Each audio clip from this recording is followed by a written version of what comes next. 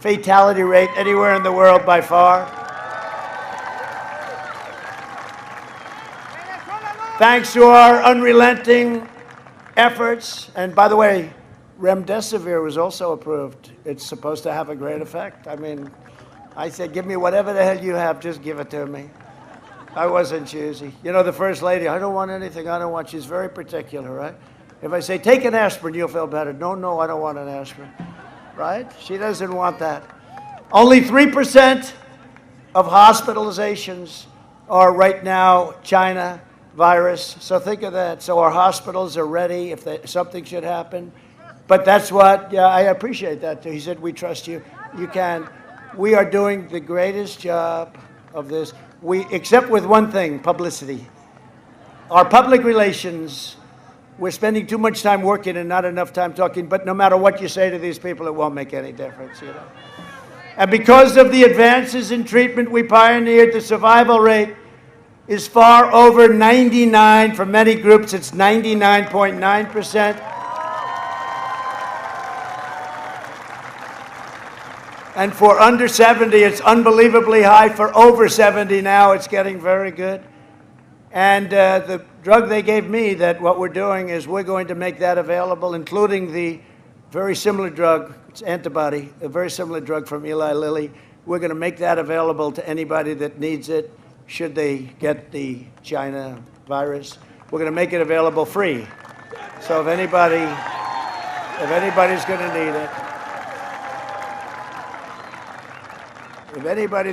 it, Joe Biden's plan will delay the vaccine, postpone therapies, prolong the pandemic, crush our economy. We can't do this. Destroy the Florida tourism industry and lock down our entire country. We'll be locked down. Under Biden's lockdown, countless Americans will die from suicide, drug overdoses, deferred medical care, abuse. The thing that's happening to families is the cure. Remember, I said it right at the beginning. The cure cannot be worse than the problem itself. And you have Michigan locked down. You have all Democrat governors. You know what's going to happen? On November 4th, the day after the election, they're going to open it up. They're doing it for political reasons because it's so bad for their state. And they think our numbers are going to look a little worse. California's pretty much locked down. New York's got to open. New York is becoming a very unsafe ghost town. Governor, open up the state, governor. Open up the state. You'll see our governor. He's going to make a few words in a couple of minutes. Governor from New York is going to be with us in a little while. Are you surprised to see that? You'll see what I mean. There will be no school, no graduations, no weddings, no Thanksgivings, no Christmases, no 4th of Julys. There will be nothing. They will allow you nothing. Other than that, he's doing a wonderful job. Europe imposed crushing lockdowns, and today, Spain has more than 2 times more new cases per capita than the United States. France has over 3 times, and Belgium has over 7 times what we have. And I don't want that. I don't want that to happen to them. We're helping them. We're sending them thousands and thousands of ventilators. We've become the ventilator king. We're making thousands of ventilators a month. We're sending them to Europe and all over the world. Sending a lot to Africa. They'll never be able to get them. They'll never be able to make them. We've done an incredible job. Incredible job. European lockdowns are not stopping the virus, but they're creating misery, poverty, suffering, and death. You see the riots in the street of Italy today, the streets of Italy. And the riots they're having in France, the people are tired. They can't do it anymore. They can't do it anymore. They're losing their businesses. They're losing their jobs. They go back and the business is closed for 9 months. We can't do it anymore. They can't do it. We know the disease. We social distance. We do all of the things that you have to do. If you get close, wear a mask. Always controversial. It's not controversial to me. You get close, you wear a mask. Social distance, social distance. You know the bottom line, though? You're going to get better. You're going to get better. If I can get better, anybody can get better, and I got better fast. They were so happy. They couldn't believe it. That was probably the happiest day that they've had in years. And then they came out of the hospital to wave to the people, the supporters. I heard, You know, these really beautiful rooms. Walter Reed is incredible, the best. And rooms, the glass, heavy glass panels over the windows. And through all of that heavy glass, brick and mortar, I could hear people screaming outside a half a mile away. And they were fans of mine with flags, Trump flags. We love our president. And they were there for 2 days. They stayed there all night. I mean, these people were incredible. And I said to my incredible Secret Service people, there's one of them, Bobby. I know I'm not supposed to say it. Bobby, I love you, Bob. I said, Bobby, I want to go over and see him. No problem, sir. He ripped on that mask. He wouldn't even think about that. I said, let's go over and see him, Bobby. By that time, I was in good shape. I wanted to get out here with you. But we drove in front of those people and we waved, and the people were so happy. It was incredible. It was a love fest. They were so happy. And I got back and they were saying, what a terrible thing to do. No, we got to take care of our people, right? We got to stay with our people. Including Secret Service, who does an incredible job. Thank you. Thank you, Bobby. The man. Thank you, Bobby. Thank you, Secret Service. They do a great job.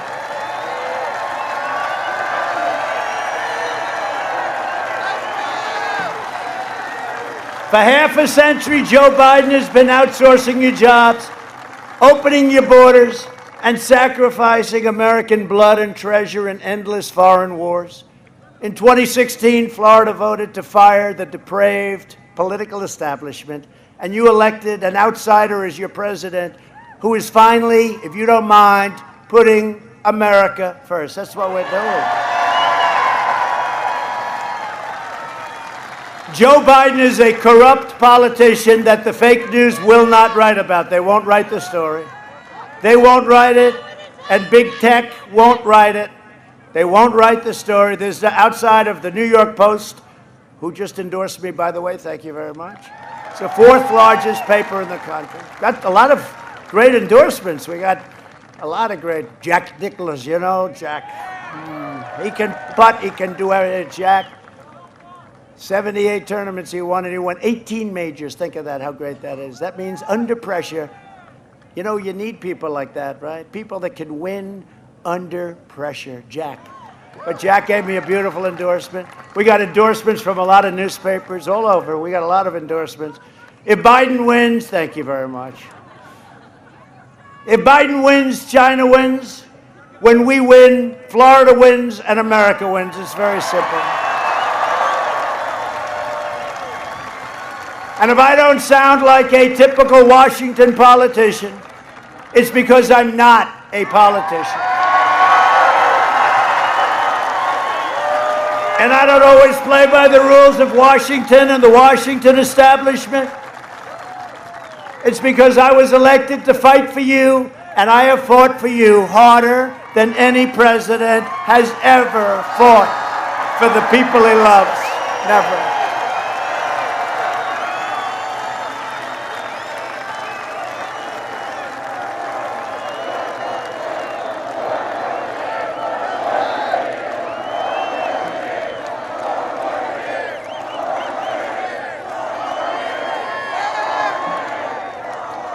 Thank you very much. There's a lot of people. Look where that crowd is. Would you like to change places with some people in the back? I don't think so. Thank you. Thank you. That's incredible. What a crowd. But they're all like this, I tell you, no matter where you go. 35,000, 45,000. They never mention it, you know. They never mention it. But with Biden, they never mention it either. I said, show the crowd. You know, they have circles. Someday I'm going to hire the guy that does those circles. No, because it's really good. Big, thick, nice circles are perfectly done. It's the best part of his campaign, the circles. And usually, he's got 5 of them. Usually, he can't fill them up with people, so he puts the fake news in the circle. And then they don't ask him questions. Or how about the question they asked him the other day? He's walking out with ice cream. Sir, what flavor ice cream is it? I don't know. It's vanilla, I think. Then they asked him a real question. He ran into the car, went back to the basement. Does he have the lid on again today? Almost every day. How do you put the lid? You know, when you do the lid, he did it like 5-6 days recently. That's like 50% of the campaign. Now they try and say it's because of COVID. They say the fact that he has nobody at all show up is because of COVID. No, it's because nobody shows up. And I think that's the ultimate poll. And based on the numbers that we're getting, we're going to do really well on Tuesday. I tell you. Really well. We'll see. Who knows? Who knows? It's an election. And if we do win, you're going to see a stock market that goes through the roof. Your 401ks are going to go up by 50% quickly. You watch. I'm telling you. We know. I know all those guys. They're just petrified at the thought of having massive tax increases, regulation increases. They said, we've been through that. It wasn't good. That's why they had no growth. That's why they had no recovery. Slowest ever. Remember I said that. Slowest since 1929. It's a long time.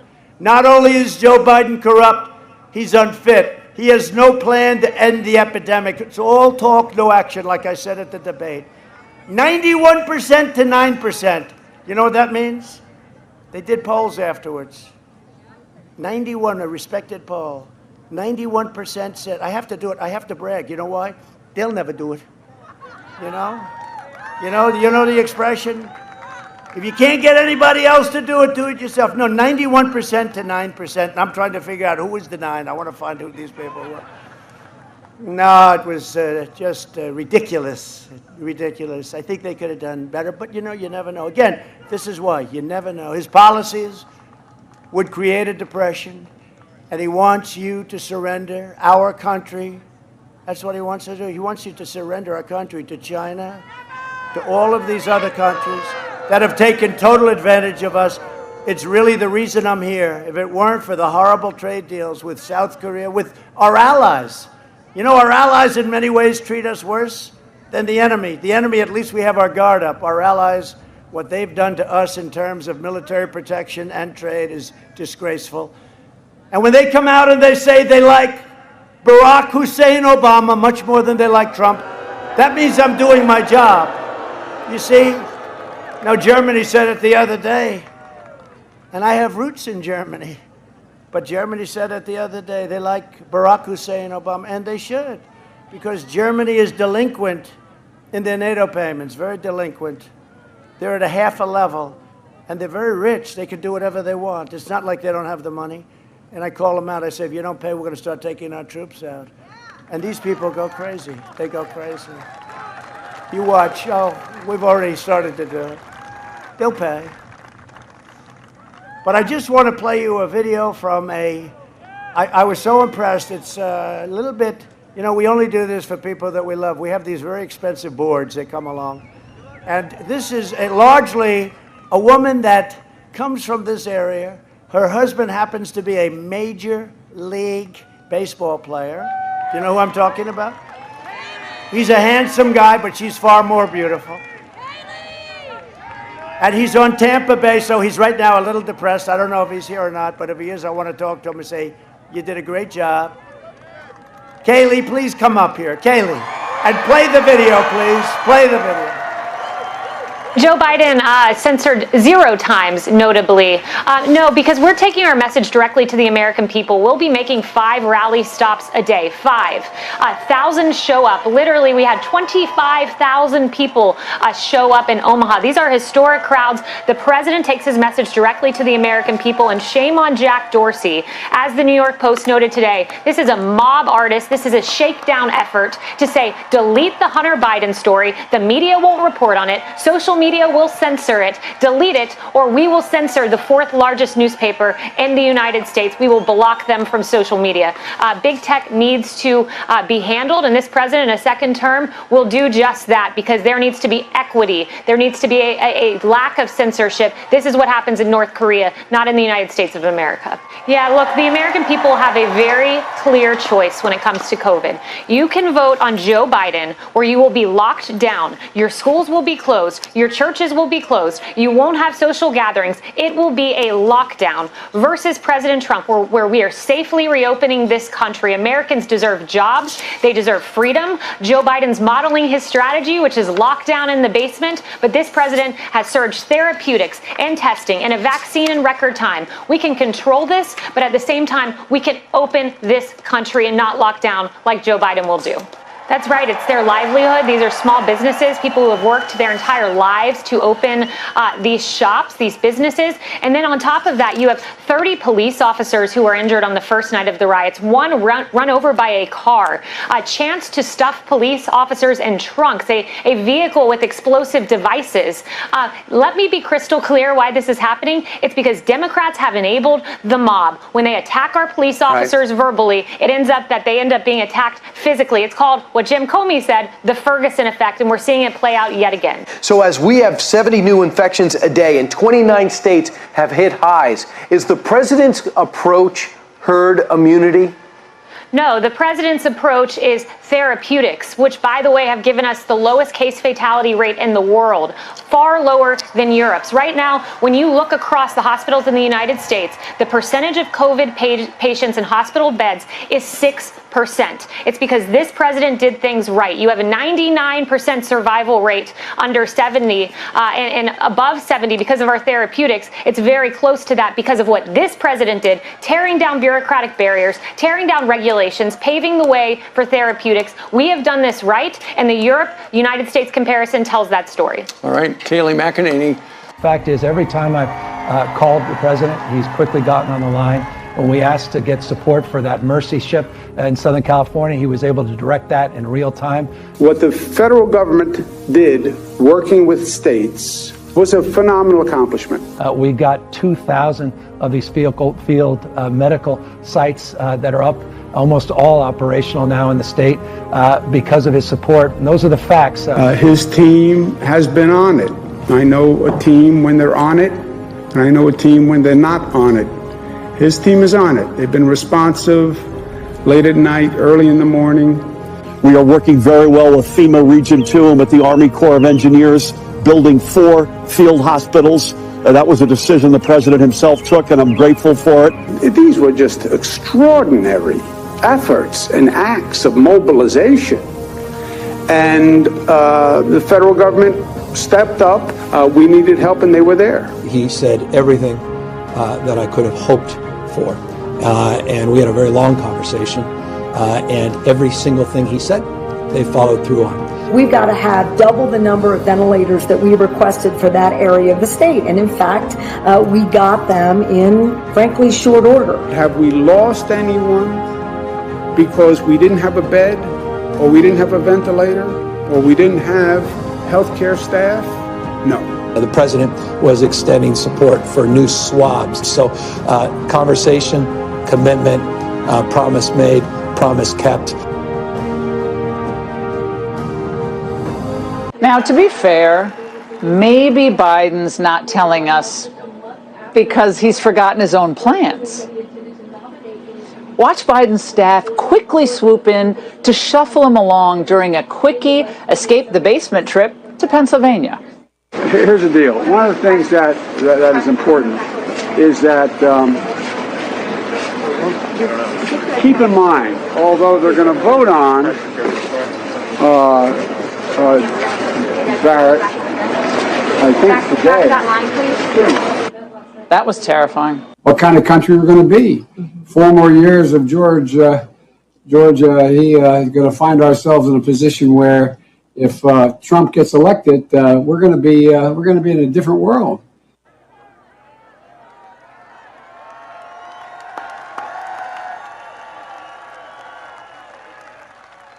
I mean, who's going to say it better than Kayleigh?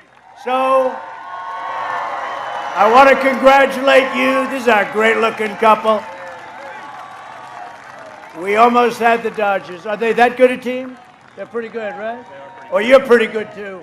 And you're a great couple, and that's a beautiful baby. Thank you very much. Congratulations. Great season.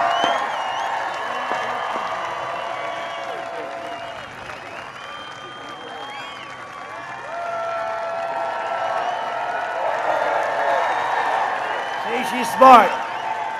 She's smart. She picked a major league ball player. You know what it is to get in the major leagues and stuff? You got to be in shape. You can't look like these guys out here. Nah, she's great. But did anybody say, especially on the pandemic, has anybody said it better than that? That was on this morning on Fox. Fox and Friends. And I got to tell you, that group, that threesome. They're great, right? They're great, right? It's a great group in the morning. But she said it on Fox and Friends. Ainsley, Steve, and Brian has been really great, right? Brian has been great. No, they treat us good. We're thrilled to be joined by your governor, who I know is up here speaking, but I'm going to introduce him a second time because we love him, and he's done a great job, and he loves the people of Florida. Ron DeSantis. Ron, thank you. And your lieutenant governor, who is a fantastic woman, and she loves her state, Jeanette Nunes. Jeanette, thank you. And we have some warriors, you know, that used to work with Ron. And without them, maybe I wouldn't be standing here. Remember, 197-0. Congressman Michael Waltz. Michael. He knows more about, where's Michael? Michael. You get married yet, Michael? Huh? Please get married quickly. You'll be so depressed, Michael. If you don't, you're going to be very, very depressed. Thank you. Thank you. You better do it quick. She's out of here, Michael. Another great friend of mine and a warrior, Gus Bilirakis. Thank you, Gus. Great job. Great job. Great job. Thank you. Thank you. And Greg Stubbe. Greg, thank you very much. Greg, great job. You're doing great. These people are tough. We've had some, tell you what, we have some incredible people in Washington. Attorney General Ashley Moody, who's doing a phenomenal job. Thank you, Ashley, for everything. Doing a fantastic job. Florida House Speaker Chris Sprouls. I'm so young. Florida GOP Chair Joe Gruters. Joe, where are you, Joe? Where's Joe? Joe, how are we doing, Joe? You'll be out of here so fast if we don't win this election. He'll be gone. We are doing well. Yep. We're going to win. If we don't win, our country will have trouble. And vote for the congressman and vote for the Republicans. They want to do what's right. They want to do what's right, and you know it's the right thing to do. We have congressional candidates Scott Franklin and Anna Paulina Luna. Great, I put something out. They have my full endorsement. Great going. I hear you're both doing very well. Win, please. Doing very well. Great, great. Under my administration, we're reversing the damage that Joe Biden and his group have done over a 47-year period. We're bringing the pharmaceutical industry back here and back to regions of Puerto Rico. They took it out of Puerto Rico, devastating Puerto Rico. Joe Biden voted to eliminate those jobs and to send them to China. And we're reversing that, and we've been reversing it now for over 2 years, and it's moving very rapidly. Last month, I also announced $13 billion in disaster relief for Puerto Rico. They got hit hard. They're in a little path that causes problems. You know that, right? A lot of hurricane problems. Speaking of hurricanes, you have a lot of hurricane problems, too, and I'm always there. Ron, am I always there? Ron calls up. Sir, I'd like to speak to you. What is it about? Another hurricane? Yes. How many billion do you need, Ron? But I'm always there. And Rick, I'll tell you what, Rick Scott's been great. He's been great. And Marco Rubio has been great. He's been great. Marco. Very strong guys, strong leaders, good guys, too. Really good guys, Marco and Rick. You have great people here, great leadership. Under my leadership, we achieved the most secure border in United States history. And we have now built over 400 miles of wall.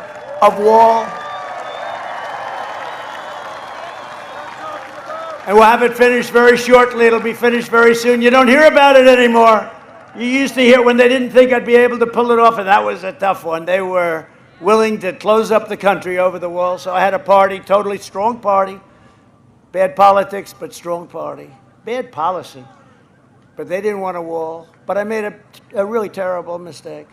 I should have said, instead of we will build a wall, I should have said, we will not build a wall. They would have given me all the money. They would have said, we demand that you build it immediately.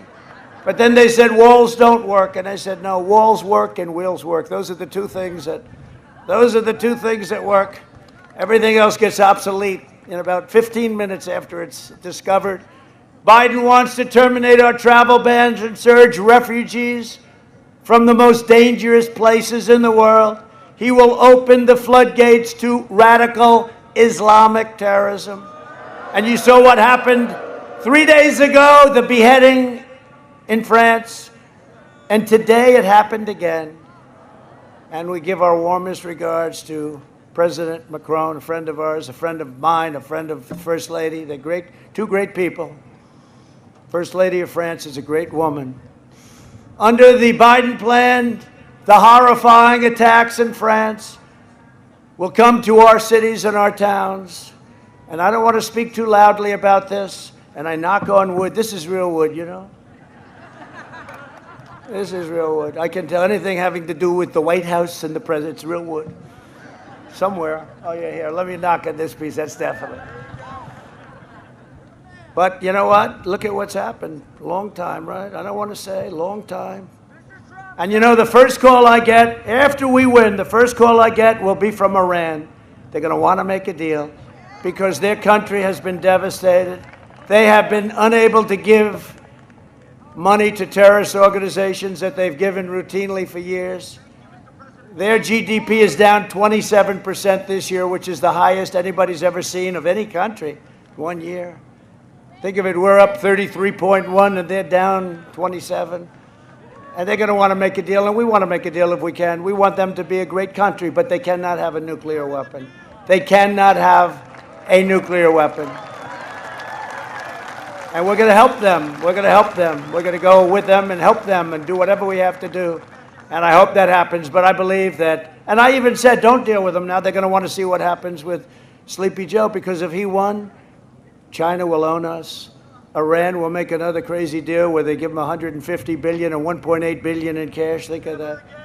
We have so many things. What we've done, the deals that we've made, it's very scary to see. I watch it and I say there has to be something wrong because nobody can be that stupid. Nobody can be that stupid. Under my leadership, we're keeping the terrorists, extremists, and violent criminals the hell out of our country, if that's okay. If that's okay with you. Some of you might object because you have that nice liberal point of view, but if that's okay with you, we'll keep them the hell out. We invested $2.5 trillion in the U.S. military, including $11.2 million, think of this, $11.2 million right here, MacDill Air Force Base. Has anybody heard of MacDill? Has anybody in the audience, Mr. Congressman, you're the one that got it. You're the one that got it included, Waltz. And we also passed Veterans' Choice and Veterans' Accountability. They all said it was impossible. They said it was impossible. And we took 100% of the ISIS caliphate, destroyed it, and we killed the leader of ISIS, al-Baghdadi, who they're looking for 17 years. Al-Baghdadi is dead. And then we took out the world's #1 terrorist by far, the worst in 50 years. Qasem Soleimani is dead. He killed many of our soldiers. He killed many soldiers from many countries, the most feared man in the Middle East. He's gone. I withdrew from the last administration's horrible Iran nuclear deal. I recognized the capital of Israel and opened the American embassy in Jerusalem. And got the building built for a tiny fraction. You know that story, right? Tiny fraction. I called up our great ambassador, David Friedman. I said, David, let's see if we can get it open. They wanted to spend $2 billion to build an embassy. Do you believe? And it would have never happened. I said, David, go around. Do we have any land that we own? With the government, we own everything, right? Even in other countries. See what we have. He calls me back the following day. He says, sir, We own a great piece, much better than the piece they were going to buy. We didn't buy it because I didn't like it. I didn't like the location. Does that make sense? Because I'm in the real estate business. I didn't like location. Location's very important. I said, see what we have. He said, sir, we have a piece that's much bigger. It's in a much better location. And it has a building. Now, remember, we're going to spend between $1 billion and $2 billion. I said, well, what's the building? He said, the building is a building that's basically unoccupied. It's pretty big. We could fix it up. I said, how much? He said, let me get back to you. He gets back to me 2 days later. Sir, I think we can do it for $390,000. Right? Right? You understand that, Mr. Congress? So I said, you know, it's the first time I've ever done this. I said, David, that doesn't sound good. It sounds too cheap. Make it a little more. Make it $500,000. Okay? And we did. We did it for $500,000. And you know, it's Jerusalem. And a friend of mine, Ron Barron, he's so proud of a wall opposite the elevator. Every time I walk in, he shows me Jerusalem stone. I go crazy. Ron, I don't care. I said, David, you're in Jerusalem. It's very expensive in New York. Can you get Jerusalem stone? He said, yes, we can. We have it. We can buy it for nothing. I said, good. Make the building out of Jerusalem stone. So he made it out of Jerusalem stone. We had it opened 4 months later for $500,000. That means, because you know what? Not only would it have cost more than $2 billion, you wouldn't have that building built for 25 years. So we did something a little different. We got something done for a tiny, tiny fraction of what it was supposed to cost, and we had it open in 3.5, 4 months. And it's now our embassy. It's a great embassy, and it's recognized. Jerusalem is the capital of Israel. Sort of a great story. And I also recognized Israeli sovereignty over the Golan Heights. They've been working on that for 52 years. We got it done in 2 hours. And it's not easy. And every president wanted to do those two things for many, many decades, but they couldn't. And I understand why they couldn't. A lot of pressure against. And instead of never-ending wars in the Middle East, we're forging peace deals all over the place, you see. No blood in the sand. No blood in the sand, no cost. Biden and Obama made a pathetic one-sided deal with the Castro dictatorship. My opponent stands with socialists and communists. I stand with the proud people of Cuba and Nicaragua and Venezuela in their righteous struggle for freedom, and we're winning. We're winning it. It's going to be easy. We're winning. The last administration also negotiated the terrible Obama-Biden-Santos deal with Colombian drug cartels, surrendering to the narco-terrorists. You know what that means? That means drugs. Our First Lady sits on our commission. She chairs the Commission of Drugs and on drugs in America and how to get rid of it. It's a blue ribbon commission, right? And we're down 19%. We had a little setback with the recent problem with the China virus, but it's getting back under control. But she's taken it down 19. She and the commission have taken it down 19%. And she doesn't want it mentioned. She doesn't want to talk about it.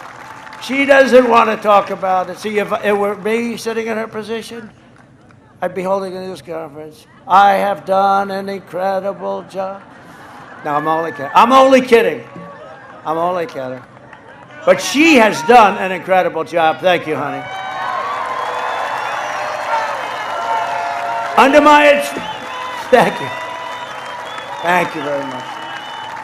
Under my administration, we worked with Colombian officials to seize or disrupt 227 tons of poisonous narcotics since April alone.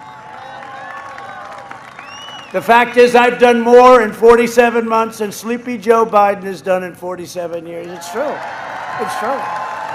No administration in the first 3.5 years has done what this administration's done. We've rebuilt our military. We've done the biggest tax cut in history, biggest regulation cut in history. What we've done is incredible, even environmentally. I tell you what, we're not going to go over a list, we'd be here all day, but no administration, and you know the fake news doesn't even call me on it. They don't even, if you make a statement, they think it's like 1% off, it's like a headline the next day. In the coming weeks, we will distribute a vaccine, defeat the virus, and complete the great American comeback. We're in the process. A vote for Republicans, like these people right down here, is a vote for the great American dream. That's what it is. I remember Abraham Lincoln, the legendary Abraham Lincoln was a Republican. Would you please remember that? Nobody knows that. They know it now because I like to say it. Over the next 4 years, we will make America into the manufacturing superpower of the world, and we will end our reliance on China once and for all. It's already started. We will hire more police, increase penalties for assaults on law enforcement, and we will ban deadly sanctuary cities. We will defend religious liberty, free speech, and the right to keep and bear arms. Your Second Amendment will be defended. We will maintain America's unrivaled military might, and we will ensure peace through strength. And I told you we spent $2.5 trillion with a T, trillion on our military. We have the finest rockets, the finest missiles, the finest jets, F-35s. We have the finest tanks and submarines and ships, all made in the USA. And our nuclear stockpile, we are in a position like no other country in the world. We're the envy of every country, Russia, China, North Korea. No country in the world has what we have. And just a lot of religious people in this audience. Pray to God that we never have to use it. And it's more likely that we won't have to use it now that we have it. But just hope that we never have to use it. We will end surprise medical billing, require price transparency, lower drug prices even more, and we will always protect patients with pre-existing conditions. America will land the first woman on the moon, and the United States will be the first nation to land an astronaut on Mars. It's already happening, NASA. We will stop the radical indoctrination of our students and restore patriotic education to our schools. We will teach our children to love our country, honor our history, and always respect our great American flag.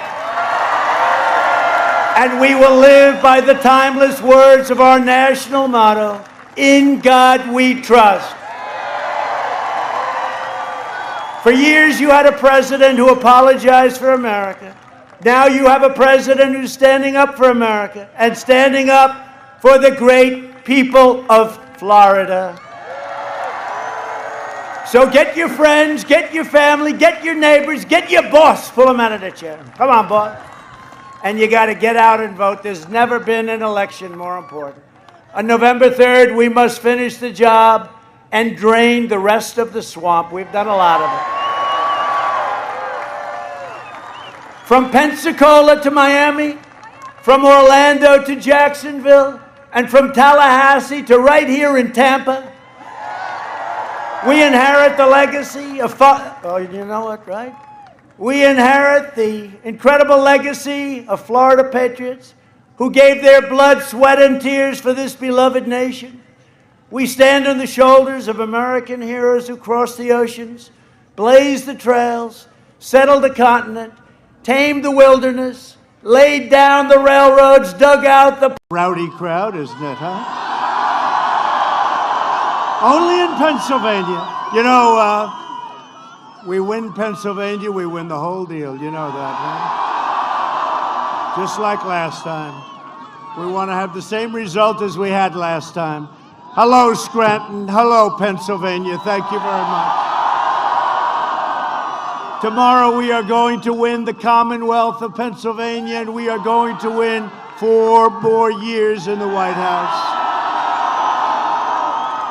With your vote, we will continue to cut your taxes, cut regulations, support our great police, support our magnificent military, protect your Second Amendment, defend religious liberty, and ensure more products are proudly stamped with that beautiful phrase, made in the USA, right?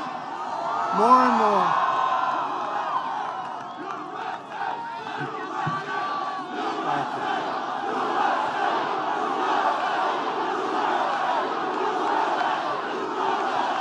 Thank you. Thank you. Remember last time they said, no, Pennsylvania hasn't been won by a Republican for many, many years. Many, many years. And then we won. And it wasn't even close when you get right down to it. Thank you very much. Thank you.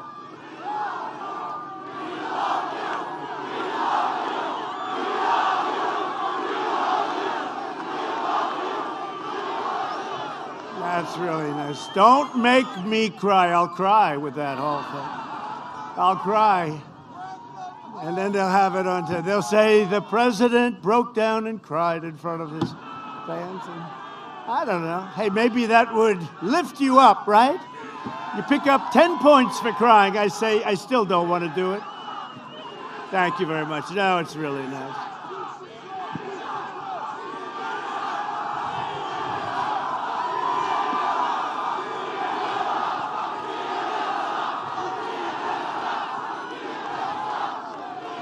Thank you. Nobody's ever heard that chant before. You know, it's never a chant that anybody's ever heard at a political. We like Ronald Reagan, we like people, but nobody's ever heard of that chant, and we appreciate it. Next year will be the greatest economic year in the history of our country. We have the foundations already going. Under my leadership, our economy is now growing at the fastest rate ever recorded. Last Friday it was released. 33.1%, the fastest. We created a record 11.4 million jobs in the last 5 months, while foreign nations are in a free fall, and you see what's happening all over the world. We are creating an economic powerhouse unrivaled anywhere in the world. We went down less, and we've gone up much more. Nobody close. A recent Gallup poll found that 56% of Americans say they are better off today than they were 4 years ago. If Biden and Kamala, you know Kamala, right? Kamala. Remember, it's the Harris-Biden administration when he said that. The Harris-Biden, no, Joe, you're supposed to go first, Joe.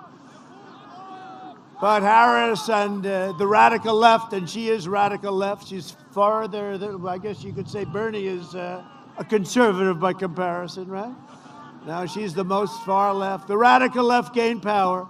They will collapse our economy and send Pennsylvania into a steep depression. Don't worry about it. It's not going to happen. I don't think it's going to happen. It's not going to happen. We're going to win. We've got some big surprises. Oh, look at all of the fake news. Look at all of the fake news. Hey, David, turn the mic up. Turn the mic up.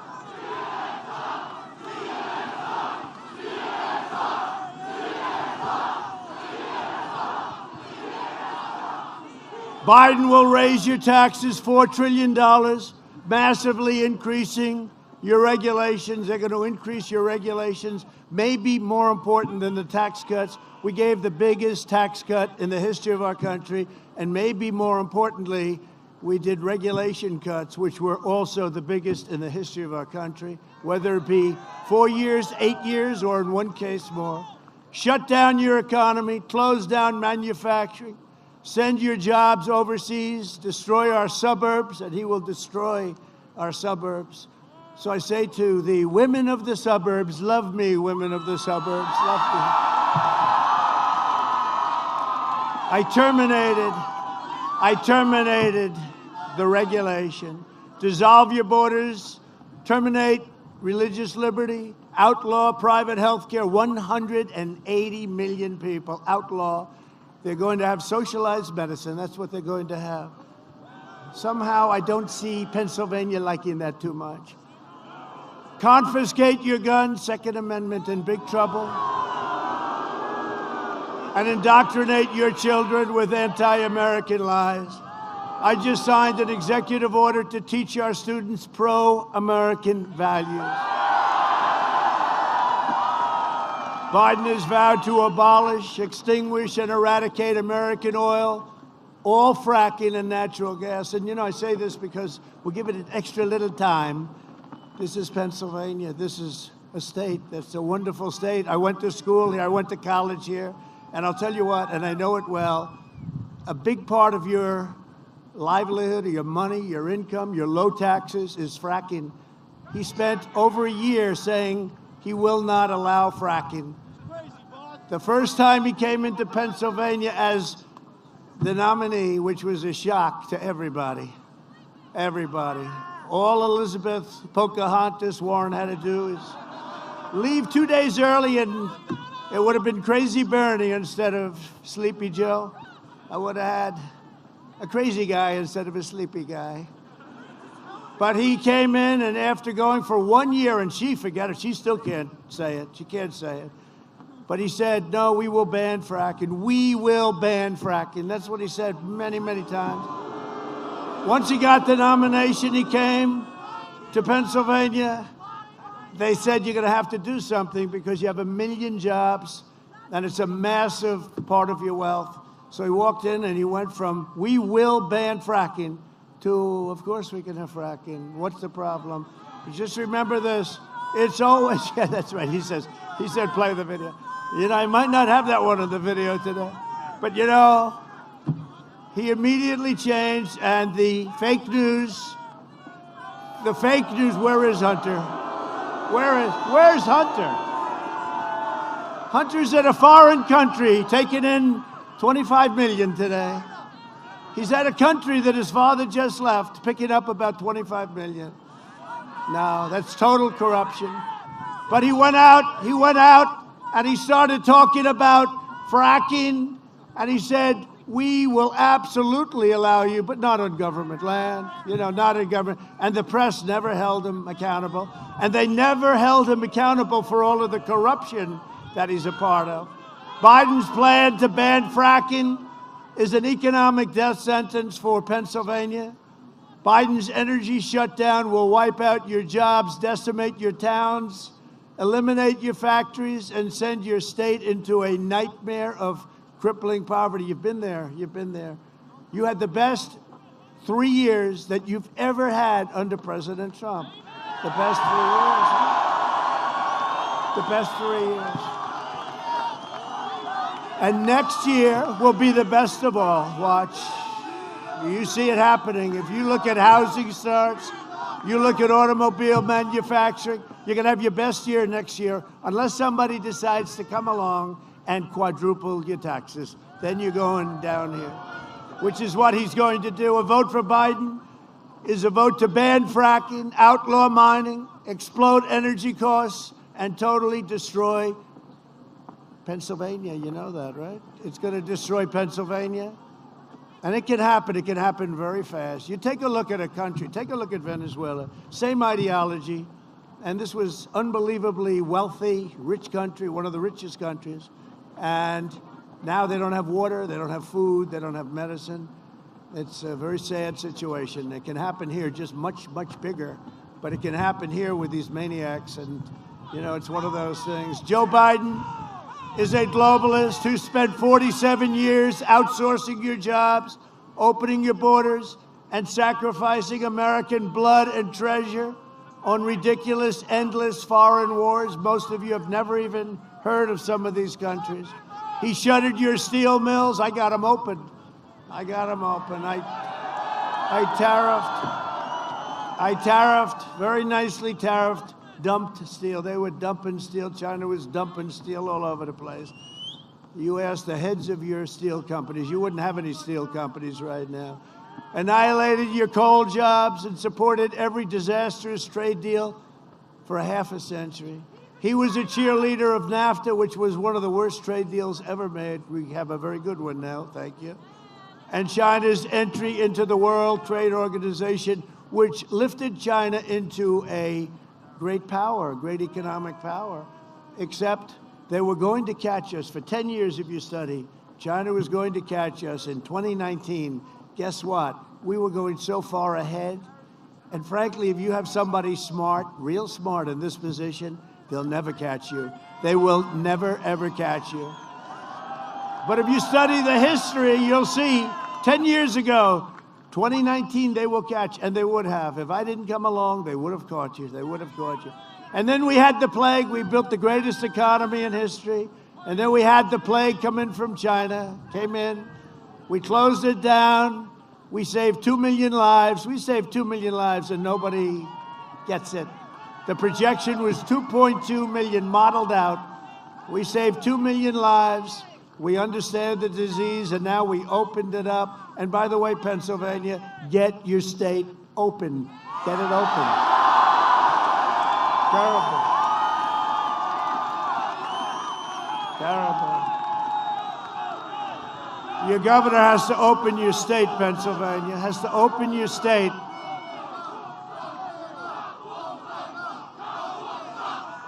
Terrible.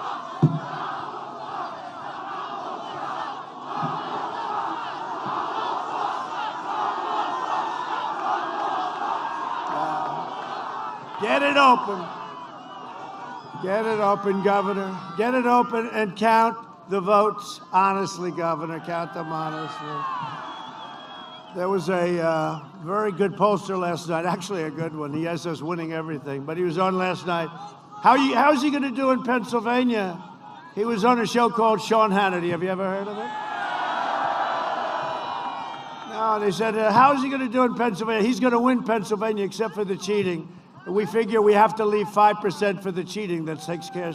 Can you believe it? For the cheating that takes place in Pennsylvania. And the guy meant it, a very great pollster, but he predicted we'd win the whole election. But the question was, what about Pennsylvania? He said, well, you have to leave 5% for the cheating. And when the Supreme Court gave you an extension, they made a very dangerous situation, and I mean dangerous, physically dangerous, and they made it a very, very bad, they did a very bad thing for this state. They did a very bad thing for this nation. You have to have a date. You can't extend dates. The danger that could be caused by that extension, and especially when you know what goes on in Philadelphia, and it's been going on for years. So, Governor, open up your state, and please don't cheat, Governor. Please don't cheat. Because we're all watching. We're all watching you, Governor. We have a lot of eyes on the governor and his friends. A couple of other governors out there, too. Pennsylvania lost half of its manufacturing jobs after...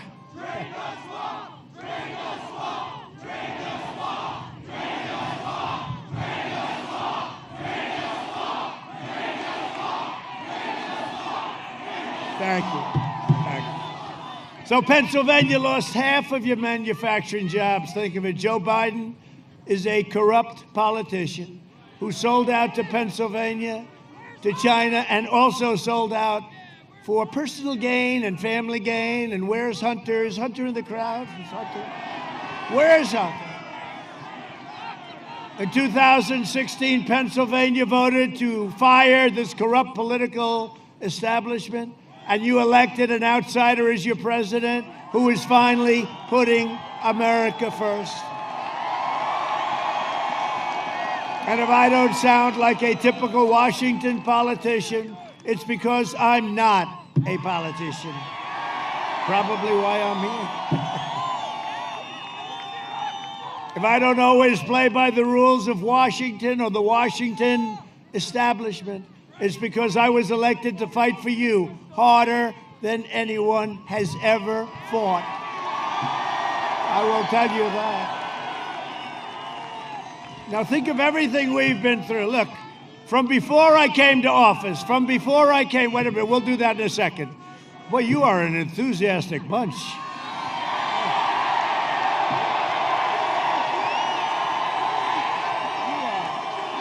You are something. Well, first of all, you're known as a late voting state. That means you're smart. How about all the things? Hashtag, how do I change my vote? Did you see that? After the debate, the number one trend was, how do we change our vote? That was the debate. Did everybody see the debate? Yeah, they want to change their vote. A lot of people want, is this a change the vote state? Not so much, probably. I don't think your governor would let you do that. No, we have some states, they're changing the votes, and it was started with the debates, and then they see the rallies, the biggest rallies. By the way, and I'll say this to the fake news. In the history of our country, there's never been anything like this. There's never been anything like this. And this is at a pretty early part of the day. I wouldn't say it's exactly prime time. You had to see last night in Florida. It was amazing.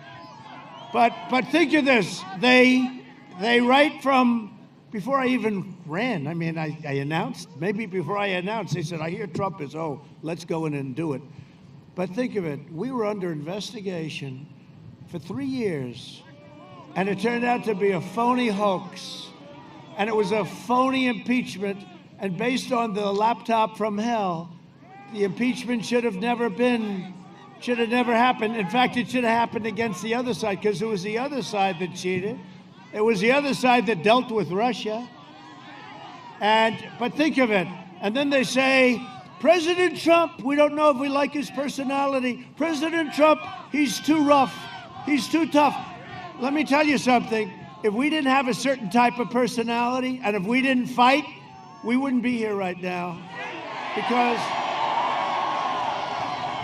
we caught them spying on our campaign and trying to take out a duly elected president of the United States.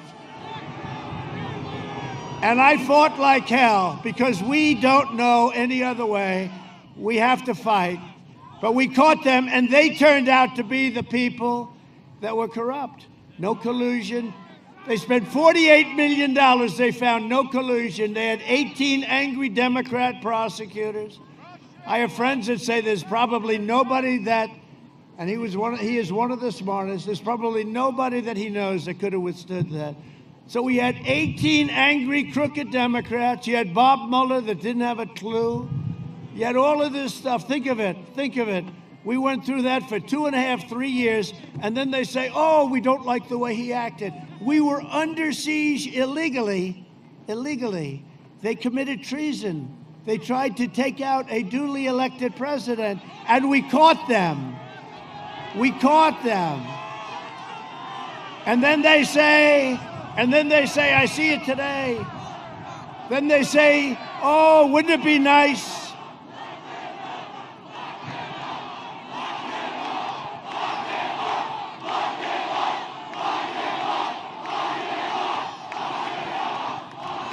And then I see these guys on television and all of the big tech stuff, which is probably worse than them, right? They're the new boss in town, right? Not the media.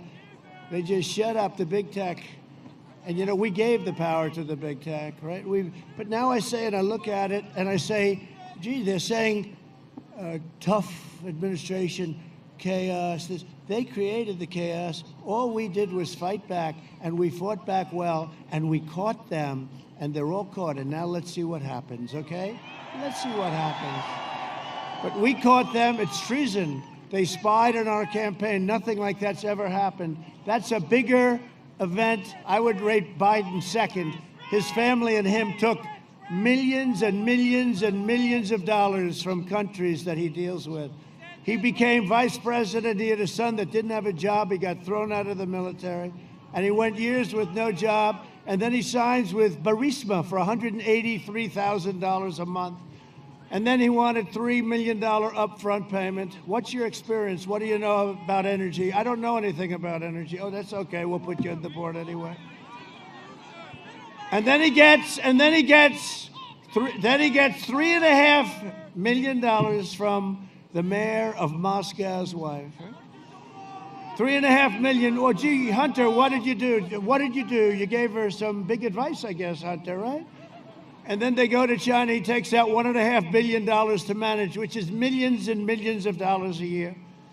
And then the big one, I guess he had to stop that one because they found the laptop from hell. But the big one was a request to China to pay them $10 million a year, right? For recommendation services, for no services. It's a payoff. Hey, you know what it is? It's a payoff. And the big guy gets 10%. The big guy gets 10%. He's not a big guy, bum. He's not a big guy. He's a little guy. The big guy gets 10%, and there was another one where the big guy gets 50%, right? But he wanted $10 million a year, and the tech and the media will not wait. The media will not. This is actually a very big moment in the history of our country, because we have freedom of the press, but we don't. We have suppression by the press. It's suppression. And if anybody even mentions that story, you don't see that story in the New York Times. You don't see. That is the second biggest scandal in the history of our country. First is that they spied on my campaign. That's the biggest scandal. That's the biggest scandal.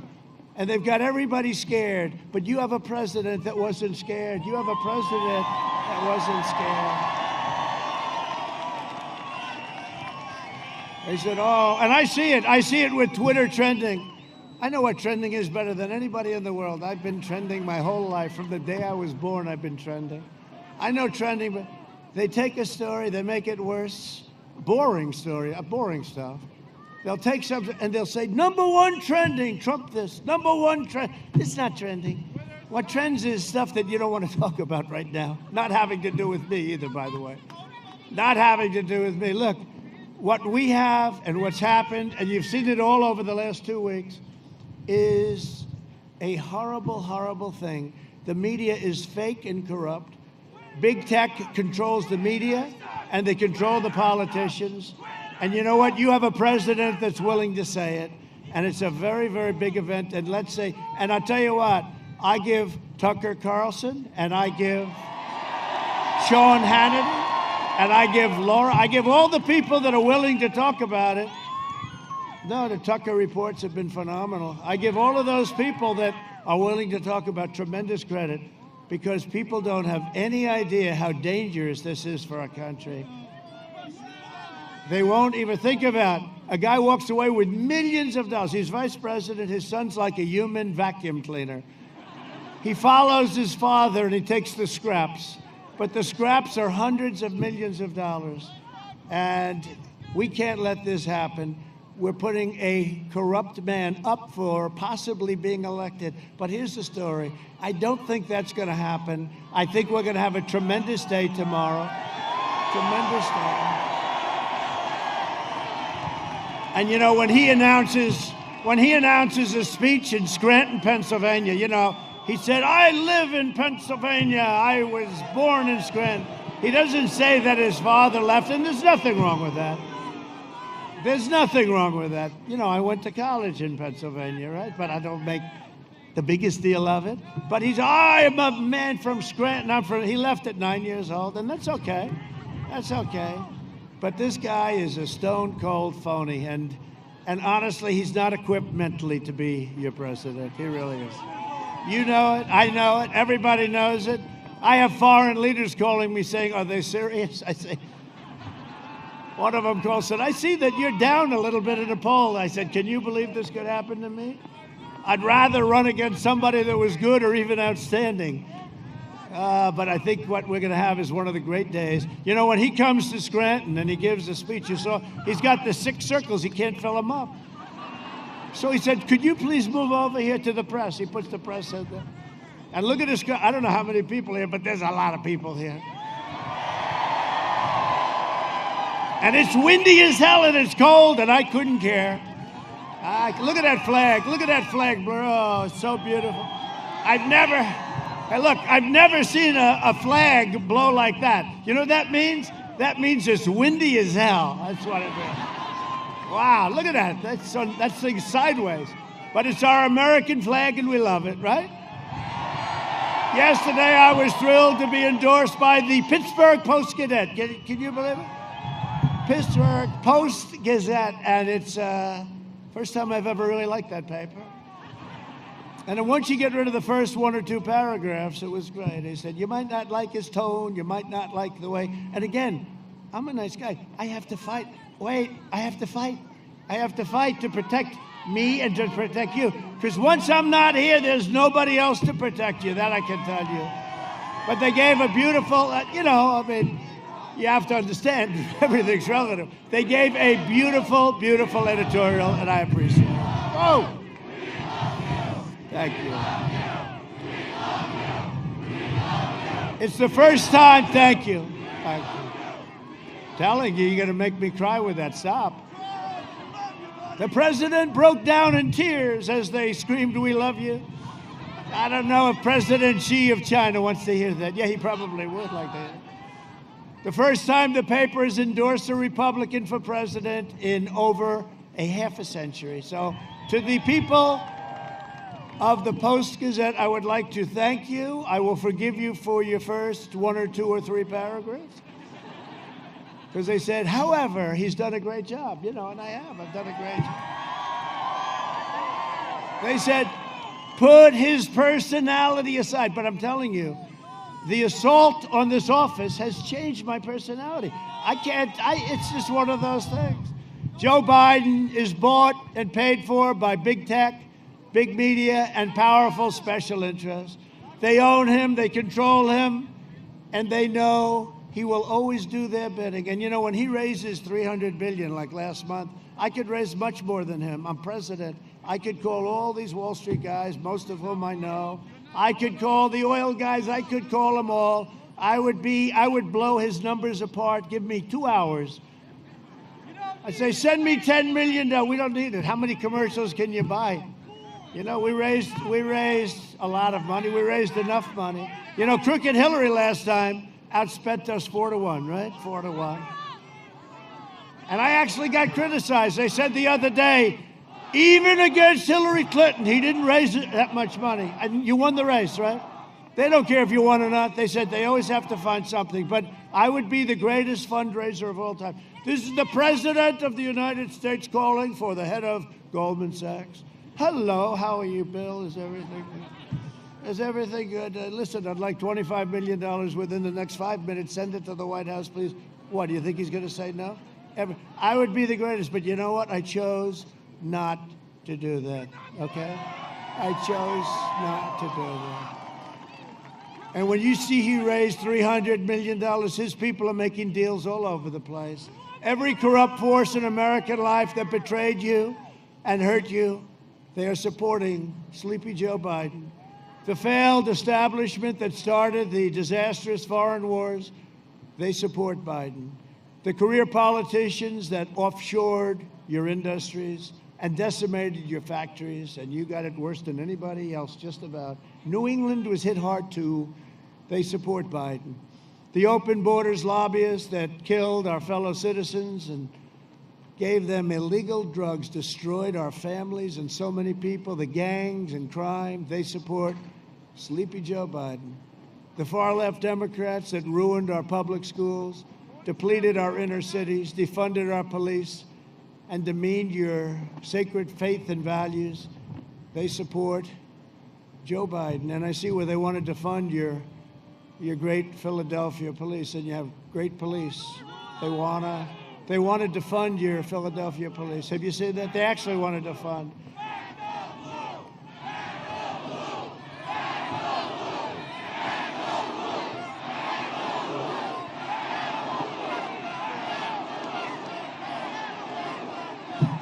They want to defund your police. I read it this morning. I don't know. I don't think it's a good idea. I don't think people should take it. You can't take it anymore, right? You can't allow it to happen. And every place we've gone into, within a half an hour, it was over. But they have to ask the federal government. They're embarrassed, or they're afraid, or they think they're going to lose support. We want to go into Portland. We'll settle that in 2 minutes. We were the ones that did the whole thing in Seattle. We told them we're going in the following morning. That night, they raised their hands. They said, well, I think we'll leave now.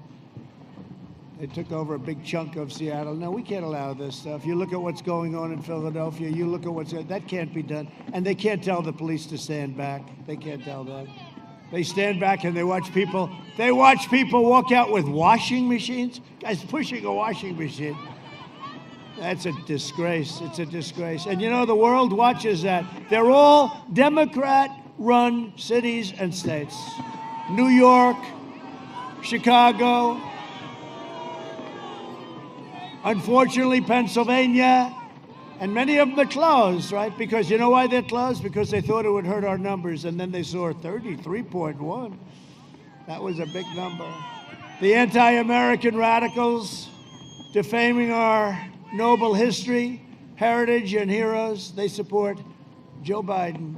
Antifa and the rioters and looters and Marxists and left-wing extremists, they all support Sleepy Joe Biden, Sleepy Joe.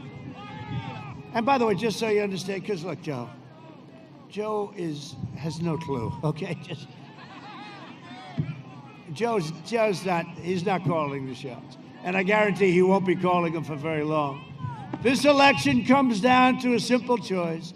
Do you want to be ruled by the corrupt, selfless political class, or do you want to be ruled and governed by the American people, which is what we're doing, which is one of the reasons I'm doing it.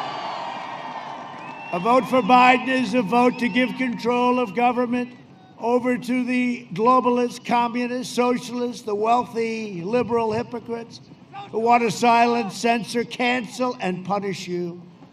If you want your children to be safe, if you want your values to be respected, if you want to be treated with honor, dignity, and respect, then I am asking you to go tomorrow and vote for Trump.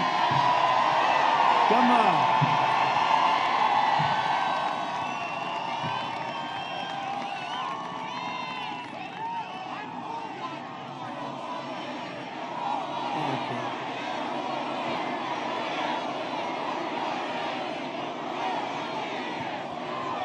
Well, it's up to you, really. You got to get out. I'm telling you, again, I'll say it again and again.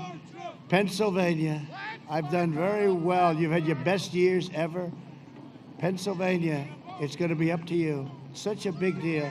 Big state, everything. And we're doing great in Florida. You know, Florida's been great.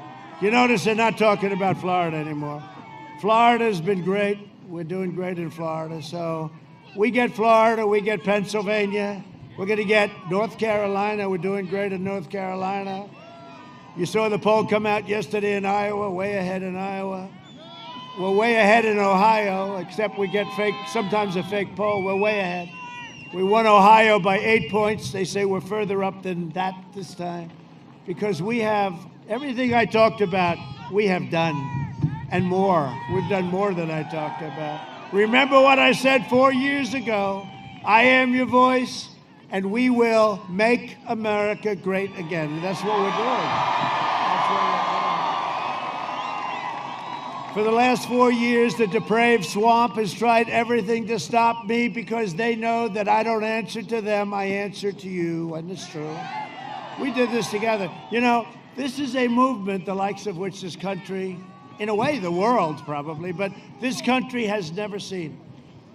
You know, this country's never seen. You take some of the things that have happened over many, many years. A politician runs and comes in second in New Hampshire, becomes famous for the rest of his life. We won, well, we won everything this time. We won 100% of the states in the primaries, right? But we won 34 states against a crooked person, right? A very crooked person. How crooked is, by the way, how crooked is Hillary? She deleted 33,000 emails.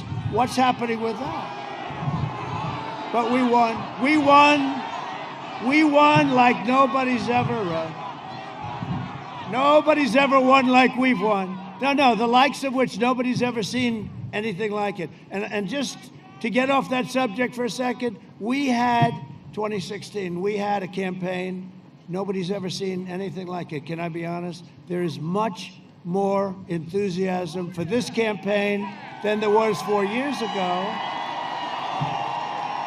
Because 4 years ago I came and I was a successful guy and I said, we're going to do this, we're going to cut your taxes, we're going to get rid of regulations, we're going to rebuild your military, we're going to this and that and that and that.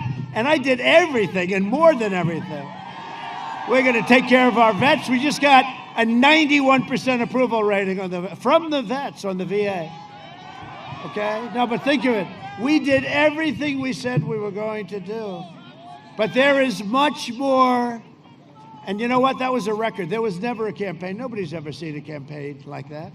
That and Brexit. Look at him. Look at him. We have Nigel. I spotted Nigel. Oh, Nigel. But I actually did see a list, Nigel. They said the victory of President Trump was number one.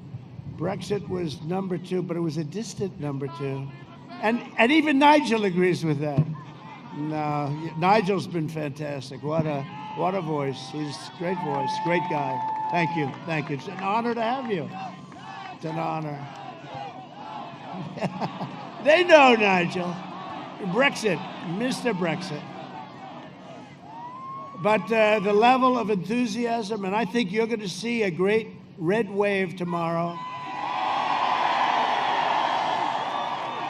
And I think it's going to blow them away. And we get Florida, and we get Pennsylvania, and we're going to get New Hampshire. We're going to get New Hampshire. Yeah, they say get New York. Can you believe that? See the disadvantage. The disadvantage we have, because I think in certain ways you campaign totally differently. The disadvantage we have with the Electoral College, you automatically lose, I don't care if you bring back Abraham Lincoln and George Washington as his running mate. You lose New York, Illinois, and California, okay? So now you got three of the biggest, but you have three monster states. That's an automatic loss. So you're starting off, so then you have to run. And so we ran Florida, then we got Georgia. By the way, we're doing very well in Georgia. We got Georgia, we got North Carolina, we got Pennsylvania. That was a very important deal. We got Pennsylvania, we got everything. Then we got Wisconsin and Michigan. We said, whoa, remember they wouldn't give you the credit? We were 2 points short. We were at 98% of the vote tabulated, 98. And it stayed there for hours. And if I lost every single vote, right, and I still win. So I say, why aren't they calling Pennsylvania? They wouldn't do you the honor. And then they called Wisconsin, great state, and they called Michigan, which hadn't been won in years and years. And they took the glamour. So will you please give yourself the glamour this time? Give yourself the glory, okay? And make sure your governor doesn't cheat, okay, if you're good. Because they're known for very bad things, very, very bad things here. Can you imagine the pollster saying you have to allow 5% in Pennsylvania for cheating? That's a terrible thing to say. Of course, everybody knows it's true. But we have a lot of eyes watching. They never had eyes watching. We got a lot of very powerful eyes watching them.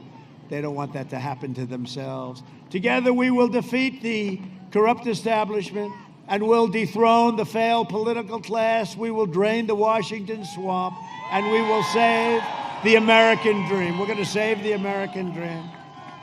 This election is also a choice between a deadly Biden lockdown or a safe vaccine that ends the pandemic, and we build the greatest economic country that we've ever had. There'll be nothing like it. We will mass distribute the vaccine. You know, we've done such a great job with this whole thing. You look at Europe, they're spiking. It's everybody, they'd say, look at the way Germany's doing. Look at the way France is doing. Look at Spain. Look at now Italy, right? Italy had a really rough patch. Then it went, well, they're all having a lot of problems. I said, well, they don't use those examples anymore. But we have better numbers than all of them. You look at our numbers, they're better, and it's bigger, and you don't get a lot of the numbers you don't get, because believe it or not, there are some countries that don't give you an honest kick, right? You know that, right? It will quickly eradicate the vaccine, will quickly eradicate the virus, and wipe out the China plague once and for all. And let me tell you, we're rounding the corner anyway, but we have the vaccines coming very shortly. They didn't want to give me the credit. They were saying, no, don't. Oh, they fought me like crazy. Did you see that? They didn't want it to happen before the election, but everybody knows. So we have the vaccines going to be very quickly delivered by our military. Our military is ready to go logistically.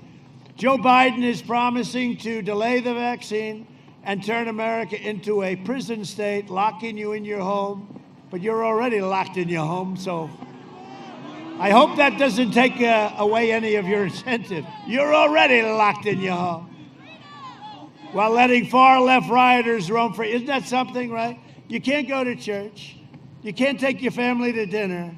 But you can let people riot down the middle of your beautiful shopping streets, knocking the hell out of people, burning down your stores like in Minneapolis, burning the hell out of the place until we sent in the National Guard. That ended in 31 minutes. It was amazing when they started getting whacked with tears. I hope they weren't aiming. Did you see Ali Velcher? He went down.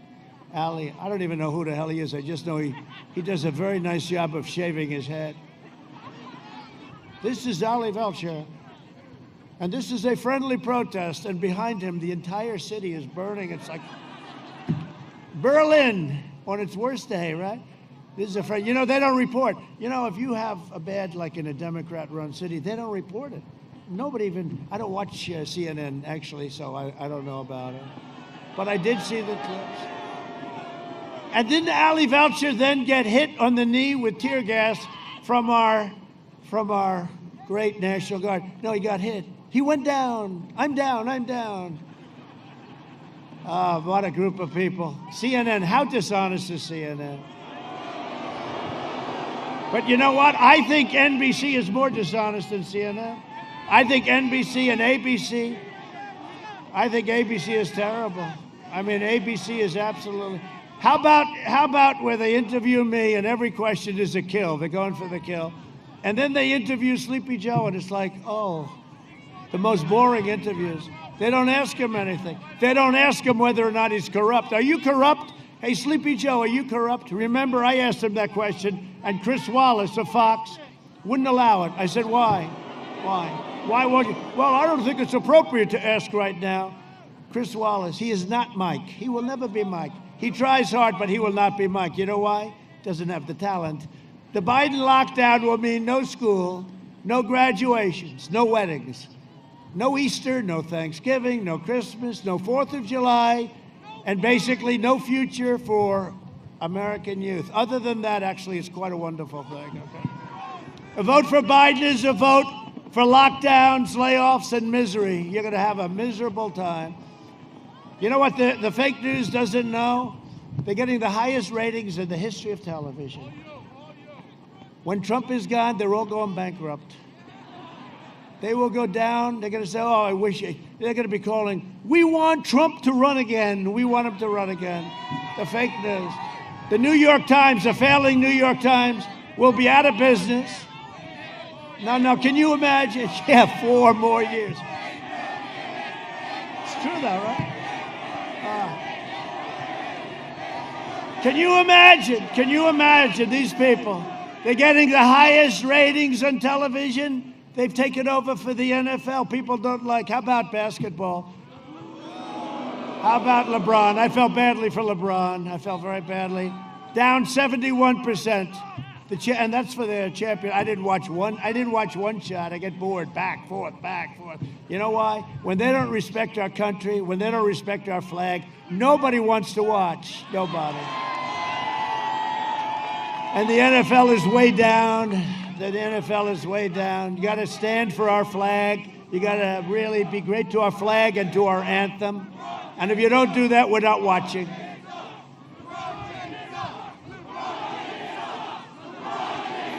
What a crowd. What a crowd. Hey, I have 3 more of these to do. Do you want me to stay with you all day? Yes.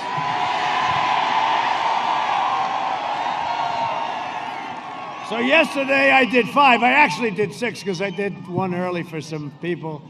But I actually did 6. But I did 5. I got home at 2 o'clock in the morning in Miami. I got home 2 o'clock in the morning. And I said, good. What time do we start tomorrow? 8 o'clock, sir. Oh, I said, great, let's go. But you know what it is? I'm doing a run, a great, great marathon. Everyone, even one thing I'll say, they say, I can't believe, because Sleepy Joe will go out, he'll talk for 10 minutes. He's very agitated, He's so angry. Okay. He's got the shades on now. They should be a little bit larger. The aviators, right? Are they called aviators? He's got the aviators on, and he's so angry. And he's reading every word. He never goes off teleprompter because he gets lost if he can't go off teleprompter. He gets lost. No, but the anger, but it's not really anger, it's agitation. Do you know what that means, right? That's what happens is when you lose it, you get can happen to all of us someday. But you can't let it happen to your president, I'm sorry. But he was so angry, he was so agitated this morning. The glasses were pouring off, the mask he kept on. Oh. There's nobody around him. The closest person's about 60 feet away. a reporter that can't believe he got this good location in Inner Circle that's supposed to be for VIPs, right? Now he's got Lady Gaga. Lady Gaga is not too good. I could tell you plenty of stories. I could tell you stories about Lady Gaga. I know a lot of stories about Lady Gaga. And John Bon Jovi, every time I see him, he kisses my ass. Oh, Mr. President. But he'll get something out of it, just like everyone is. But you know what happens? You bring in some of these. They don't draw. By the way, we draw much bigger crowds than these people. But you know what happens? He'll sing a song or two, and then he'll leave, and the crowd will leave, and Sleepy Joe's up there talking. That happened to Hillary too, right?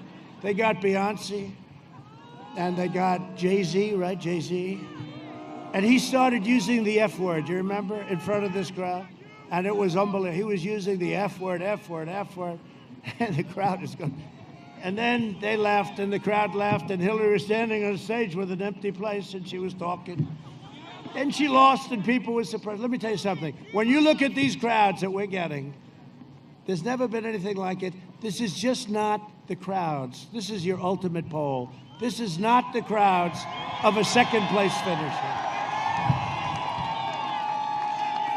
You know, they said yesterday, well, you know, some people are here since, Nigel, they're here from 24 hours, 48. We have people in line for 3-4 days. And then the press says, but will they vote? Well, wait a minute. They're willing to wait 4 days, 3 days, 2 days, 1 day online. Will they vote? Will they stand there for an hour and vote? I think they're going to vote. You got to all vote. Who is going to vote? Okay, and seriously, is there anybody here who's going to vote for Sleepy Joe? Anybody? No? Is there anybody that would have the courage to put up their hand? No. Oh, but he was born in Scranton. What a phony he is. He was born in Scranton. I'm a Scranton boy. Did you see? I'm tired of the smart people. Did you see where he said yes? I'm tired of the smart people. But we want a smart person as president. You got to have a smart. No, he said it. He made a lot of bad moves yesterday, didn't he? He was having a bad day yesterday. He's tired of smart people. No, I can't get too tired of him. To me, that's an amazing statement. If you want a vaccine to kill the virus, a job to support your family, and freedom to live your life, then go cast your ballot. You cast your ballot. We're changing things to, you could say, what it used to be, but maybe it used to be a little bit like this, but it was never like this. Things change, I think, with big tech. I think it really changed. Joe Biden personally ran the swine flu, right? He ran H1N1. Remember, he can't remember that. He always goes, no, N1H1, isn't it? No. H comes before N, Joe. Just remember it that way. H1N1 swine flu. Remember he said, what was that called? Who was that governor from, I think it was Utah. He's a Mormon. What was his name? His name was Romney. Oh, great. He's another beauty. He failed horribly, and he was the laughingstock of Washington. So he ran the swine flu operation. He was the laughingstock of Washington. Now on something much more lethal that we have done a great job on, except with public relations. I would say if I had Nigel handling my public relations, I would have been much better. We have done a great job on this, and you compare us to other places, and you see, and bringing back the economy, opening it up, except on public relations. But his own chief of staff said that he was absolutely terrible. He didn't have a clue. He didn't know what he was doing. And he told us, right, that I was xenophobic because I closed it to China, which was highly and heavily infected. And then he runs and he says, I should have closed it earlier. I said, how does he get out of that one? You know how he gets out of that one? The press doesn't report it. They refuse to report it. The only way I can do that is, look, I got all live television, all the lights. And the only way, you know, they can't keep it off, only for one reason. I get very big ratings. If I didn't get big ratings, there'd be no way of communicating. Oh, and they're going to miss those ratings someday. Someday they're going to miss them. Secretary of Defense Robert Gates said that Biden has been wrong on nearly every single major foreign policy and national security issue over the past 4 years. Now, he worked with Biden. He worked with him. And he said he was wrong on like everything. And he is. And he is. But you don't have to take my word for it. Because this happens to be a state that I love, I spent a fortune on building these screens. Like, you got 2 of them. Wow. Usually I bring 1. It's a lot cheaper. Roll the video, please. Roll it. Wait.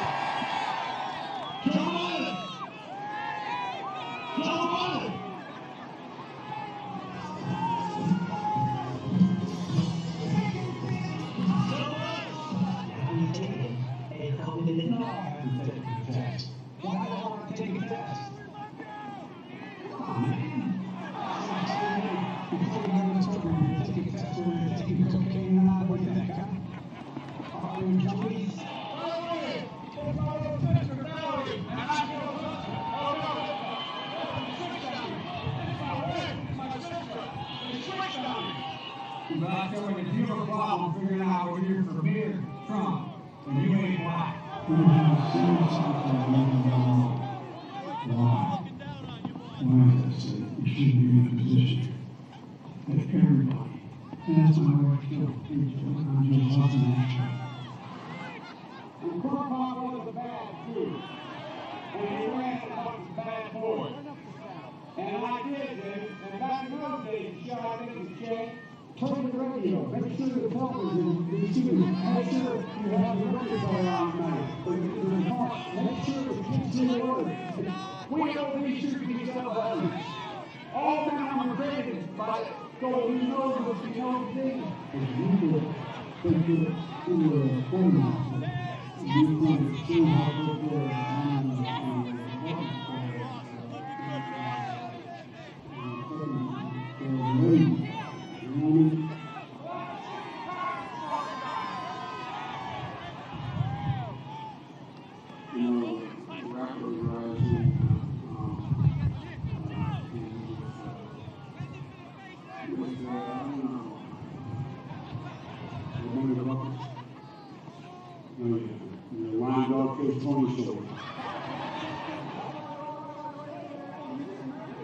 What kind of country are we going to be? 4 more years of George, we found ourselves in a position where if Trump gets elected, we're going to be in a different world.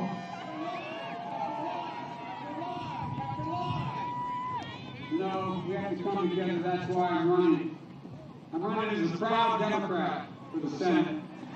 And by the way, you know, I sit on the stand and get hot. I got hairy legs that turn blonde in the sun. And the kid used to come up and reach in the pool and rub my leg down so it was trading that wax of hair and come back up again. Hey, look at it. So I learned about roaches. I learned about kids jumping on my lap. And I love kids jumping on my lap. Why do I think it's a right for people that have therapy? We have to do at least several things. One, we have to depend on what the president's going to do right now. And first of all, he has to wait till the cases before anything happens. Look, exacerbating the need for environmental justice trying to vote. Folks, we've got a lot of work to do. I don't need to get elected. The case, we cannot let this, we've never allowed any crisis from the Civil War straight through to the pandemic of 17, all the way around 16. We have never let our democracy stay second fiddle. We can both have a democracy and elections and at the same time correct the public health. Everywhere I'm hearing all around the country. We're trying to rest, we never feel like enough. And here comes the train and you're trying to make sure that it continues to go run. Now, that's the community. All right.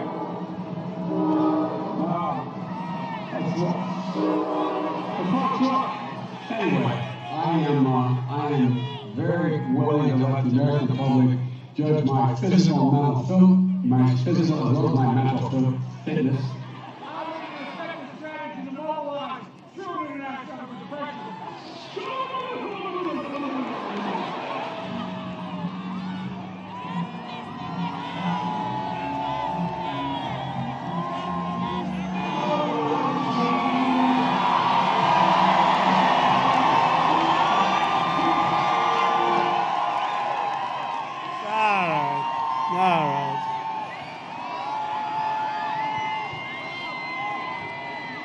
We shouldn't be laughing.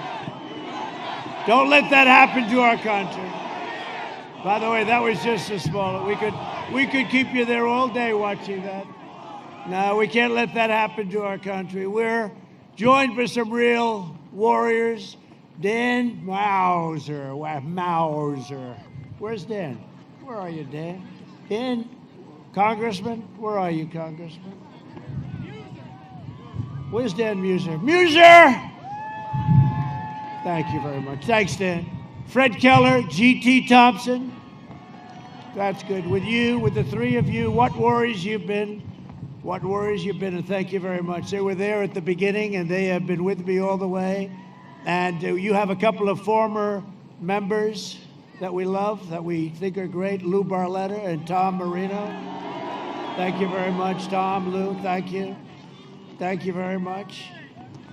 How are your elections going, by the way? Dan, how are you guys going? Are you doing good? We're going to win Pennsylvania, it's a guarantee, good. That's good. So you got to vote for those guys. That's a great group. So your districts are looking good. You need an extra tweet or anything? You don't need? I don't think, this group doesn't need anything. And also, thank you, fellas, for coming. When are you going to rerun for office, Tom and Lou? Do you have anything you're thinking about? Look at them. They look healthy as can be. Congressional candidate Jim Bognet. Thank you, Jim. Thank you. And a woman who is doing an incredible job, campaign chair, Bernie Comfort. Bernie, thank you. How's it going, Bernie? We're going to have a big victory tomorrow, I think, huh? We're going to have a big one. We better, Bernie. I'll fire you so fast. Another great friend of mine, a great guy, David Urban. David, thank you, David. And somebody that I know very well, he's a tall young gentleman. His name is Eric Trump. And he's done great. He's done great.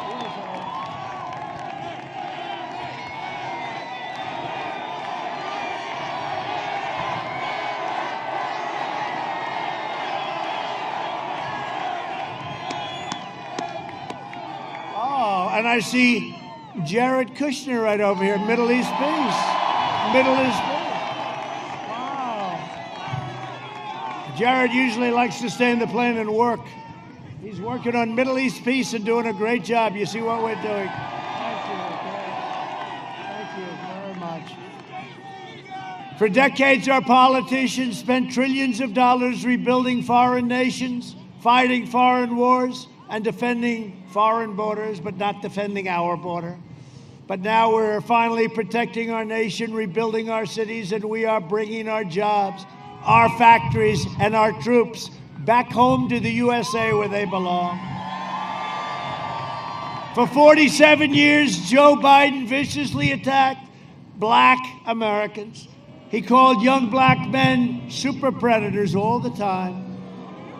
To every black American, go tomorrow and vote for Trump. This is your one and only chance to show Sleepy Joe Biden what you think of his decision to attack you, jail you, and betray you, which is what he did.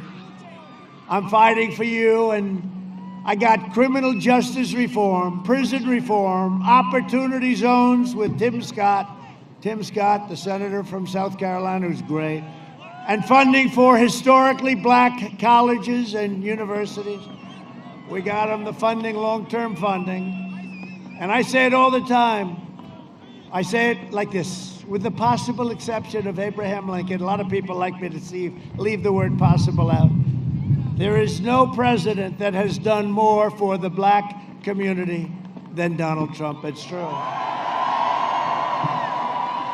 And you're seeing that, by the way. You see what's going on in Florida? The numbers are very high, like nobody's seen before, with the black community and with the Hispanic American community. Oh, the Hispanic American, they're liking Trump. I've done a lot for them, and they like me, and I like them. I always have, actually. And they are voting for us very big. They're coming out in Florida in numbers, and the Democrats are very worried. They say, what's going on? What's going on? You know what's going on? I've done a good job. That's what's going on. So I want to thank, we have to see what the final numbers are, but I think I can say in advance, African American community, Hispanic American community. It's been incredible what's gone on in Florida. Thank you very much. Thank you very much. You notice they're not talking about Florida too much, right? They're not talking. We get Florida, we get Pennsylvania, you watch. Under my leadership, we achieved the most secure border in U.S. history. You know, the wall is over 400 miles long. It'll be finished soon. And they don't talk about that one anymore either, do they? They don't talk about it. You know, when you have success, they never talk about it. And you know what's happening. You know what's going on, right? I mean, other countries are coming in. They're studying what we're doing. All over the place they're studying. Because what we've done, nobody's been able to do. Joe Biden has pledged open borders, free health care for illegal aliens. No, not for you. No, see, I delayed that a little bit. No, free health care for illegal aliens. They want to give them more than they give us. And deadly sanctuary cities. We believe our cities should be sanctuaries for law-abiding Americans, not for criminal aliens.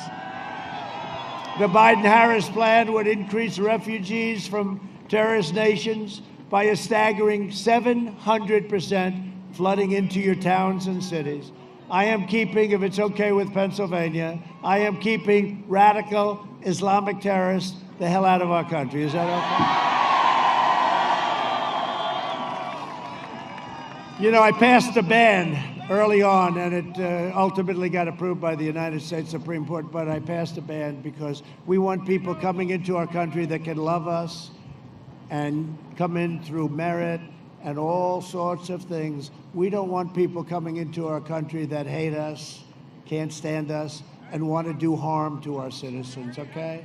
So the ban was quite controversial, but it's had a big impact. It's had a big impact. And you know, one of the reasons we're going to win Minnesota? Ilhan Omar. Ilhan Omar. Although she loves our country very much, she loves our country very much, doesn't she?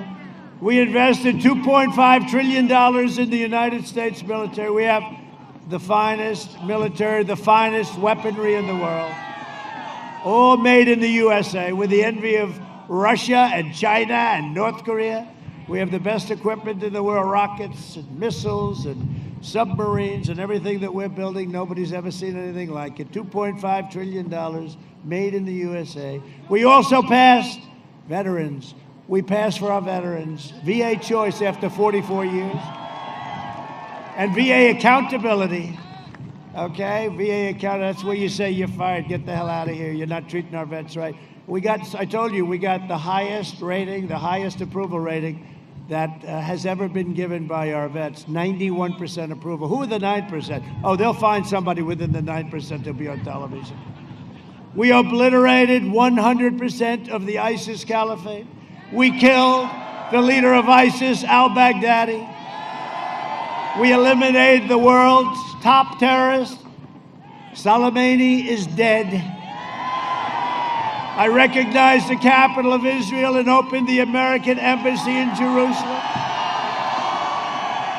I also recognized Israeli sovereignty over the Golan Heights, 52 years.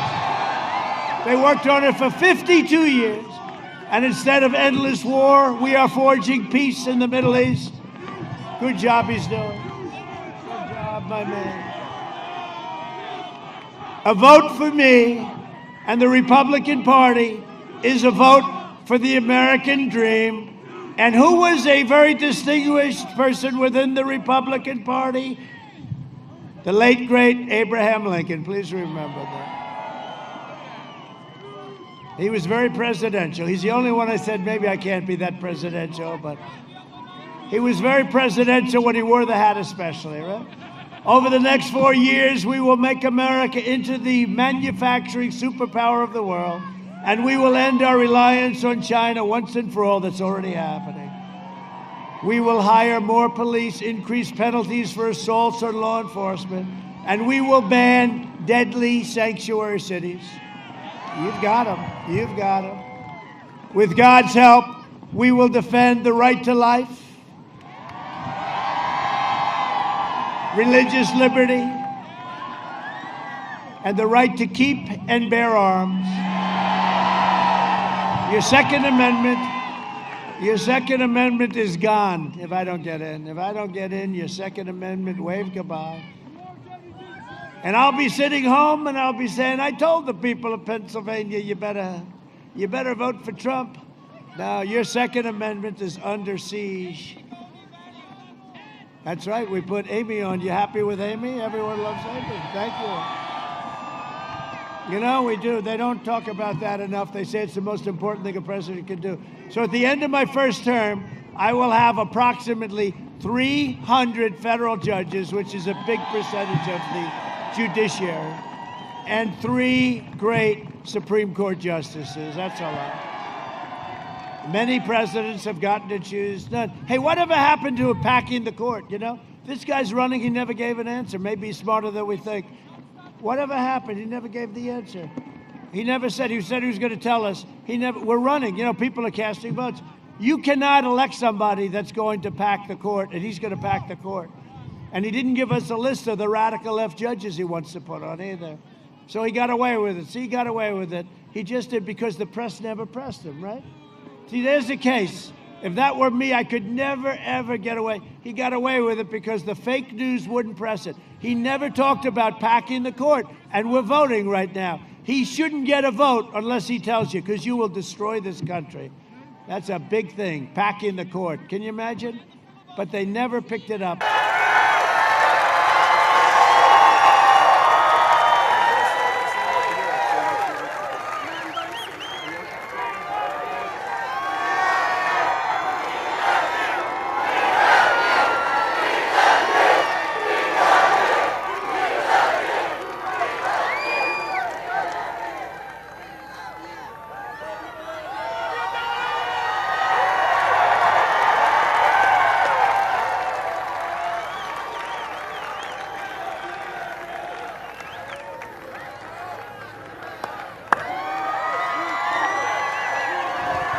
Wow, thank you very much. That was a little bit of a surprise. That was a surprise. Thank you, Melania. Good job. They love our First Lady. They love our First Lady. Always have. And America is blessed to have you. Thank you very much, honey. That was great. So I'm thrilled to be here in our home state, Florida. I love this state, and I love the people of this state.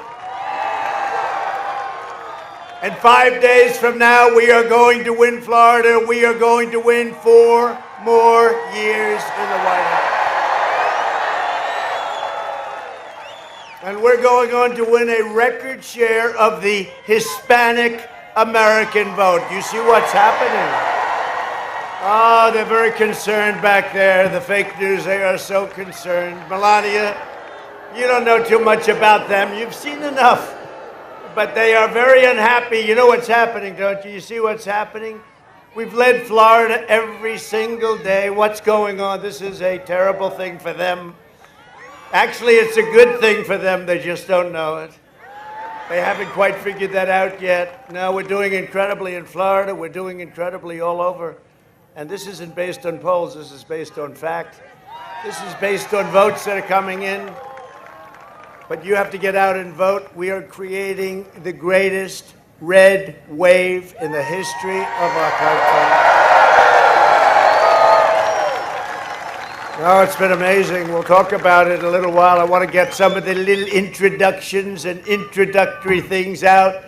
But we have to talk about what's going on in our country with the big tech. You know the power of big tech? They're incredible. They're incredible. No. I heard about the power for a long time, the power of big tech. I heard about it 4 years ago. Sir, big tech is against you. They're tremendously powerful. You can't beat them. Then we had the election, we won. I said, oh, how did that happen?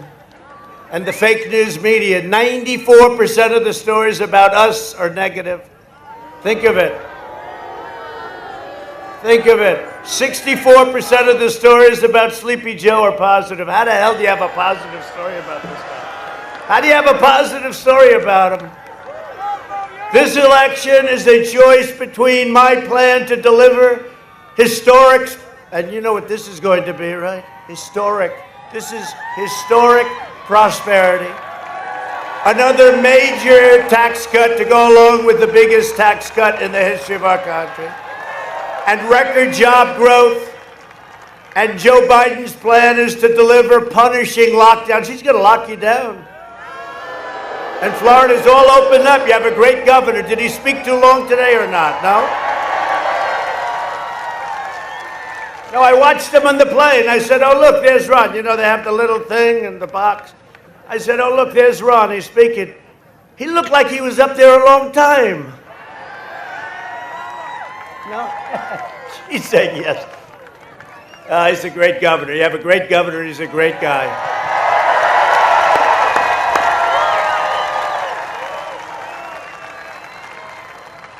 They want to give you massive tax hikes. It's the first time that I've ever seen. I've been with politics all my life, essentially. Only doing this for a few years on this side of it. But we've done well, haven't we, when you think? A senator came into my office and said, sir, an older guy, nice guy, pro, total pro. Sir, I've been in 9 races and I've won 7 of them, sir, and I'm a United States senator. I said, Senator, I've been 1 race and I've won 1. Now we want to win 2, but I won 1. But it was the presidency. We took them all by surprise, didn't we? We took them by surprise. They're still trying to recover. And you will have a crippling depression, the likes of which you've never seen, if Sleepy Joe becomes your president. And your 401ks, throw them out the window, because you know what's going to happen. And you know, our stock market has a big headwind. The headwind is if he wins, and we are doing great. Do you see the number today? 33.1 GDP, the biggest in the history of our country by almost triple, right? Almost triple. No, it's very much bigger than any GDP we've ever had. You have to go back to the 1950s, and then it's less than half.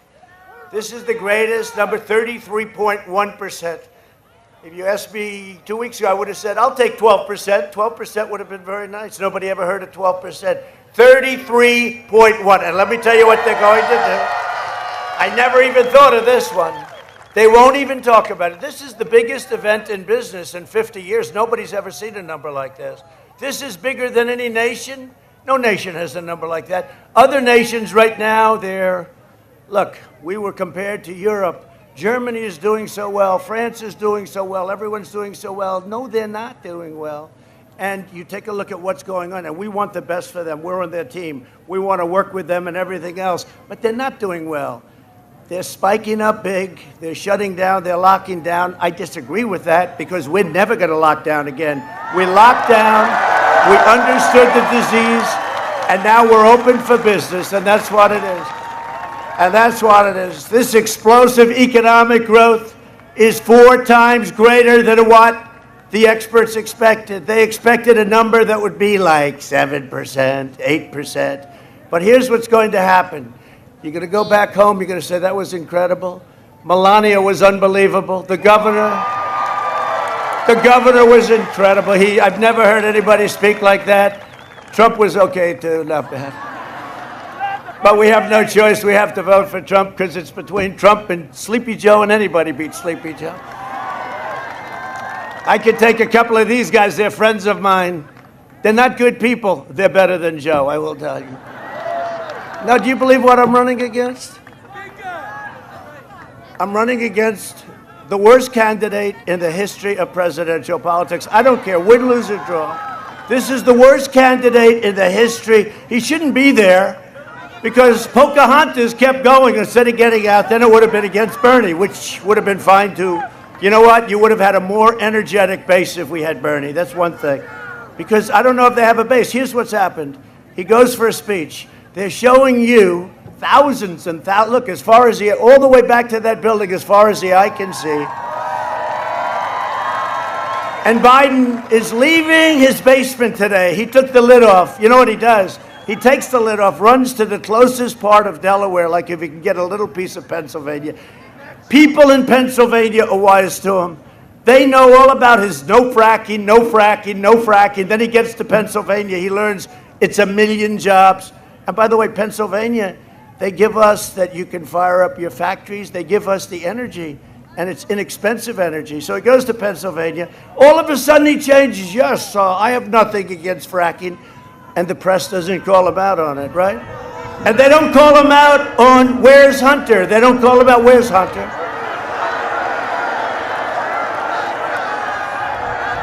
Where's Hunter? Is Hunter in the crowd? They don't call him out. They don't call him out on where's Hunter.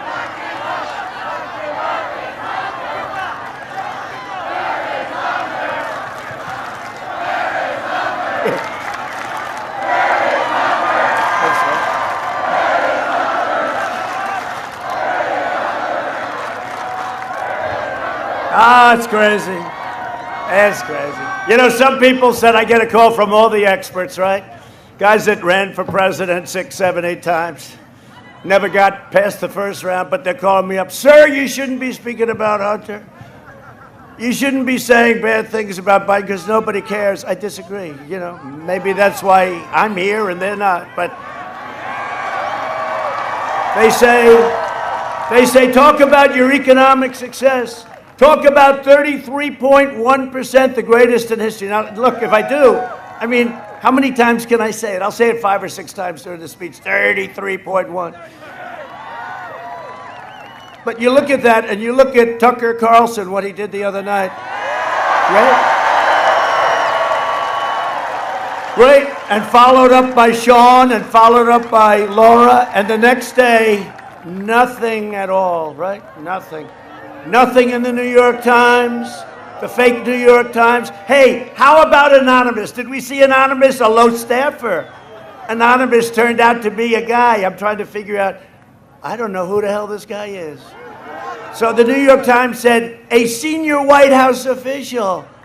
Nobody knew who he was. This was look, we are in big trouble with the press. They are truly the enemy of the people. They are the enemy of the people.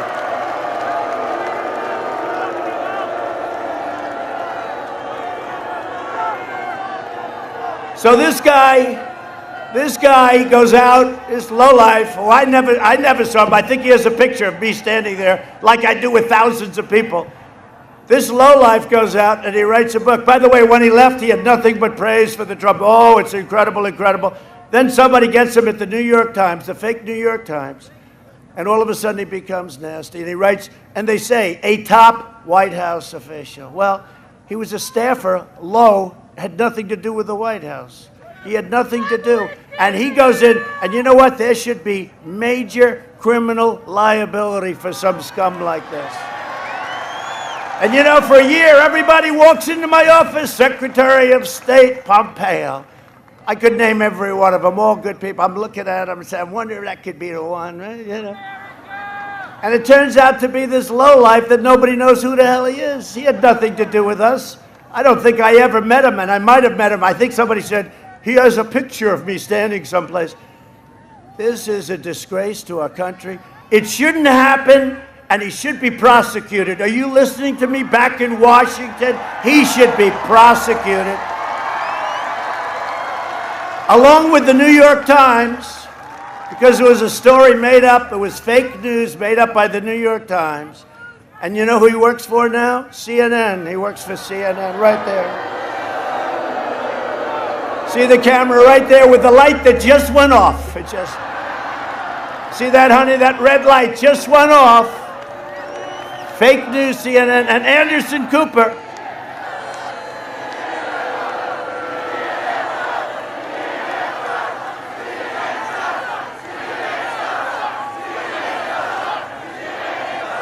And Anderson Cooper asked him, are you anonymous? And he lied to him. He said no, essentially.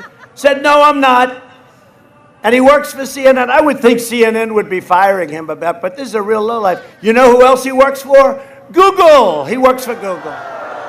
I think Google should fire him very quickly because bad things are going to happen to him. But think of what he does to our government.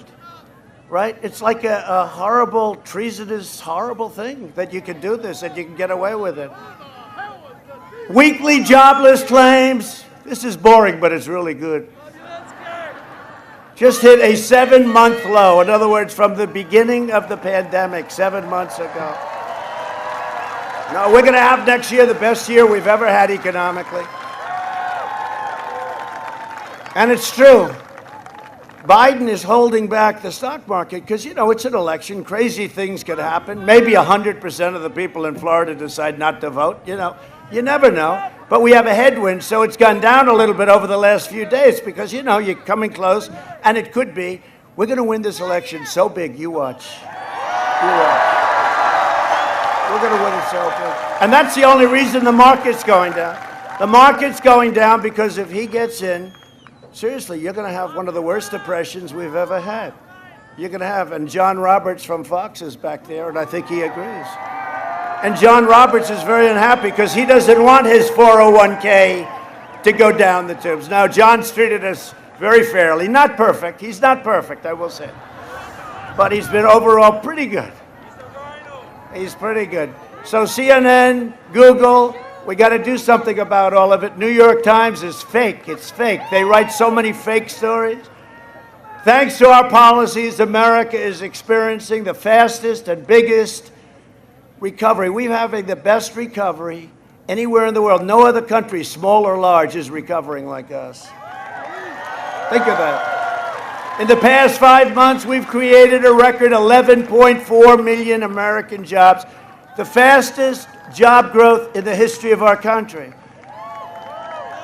Our job growth has been 23 times faster than the first 5 months under Obama-Biden recovery, which was, by the way, the worst recovery since the Great Depression. You do know that, right? And just, you know, because all Biden does is talks about COVID, right? He doesn't call it the China virus. You know why? Because China hasn't paid off. He can't use that term. You know, they gave his son $1.5 billion to manage. He makes millions of dollars a year, I assume, right? The smartest guys on Wall Street said, no, sir, that could not have happened. We can't get it.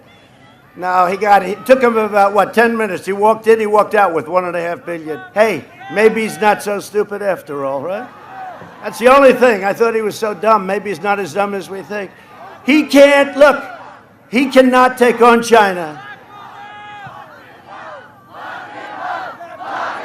I didn't say anything.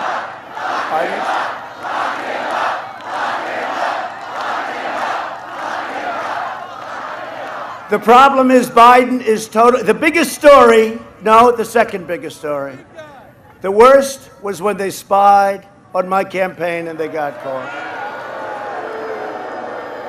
That's the biggest political corruption story in the history of our country. But this could very well be second.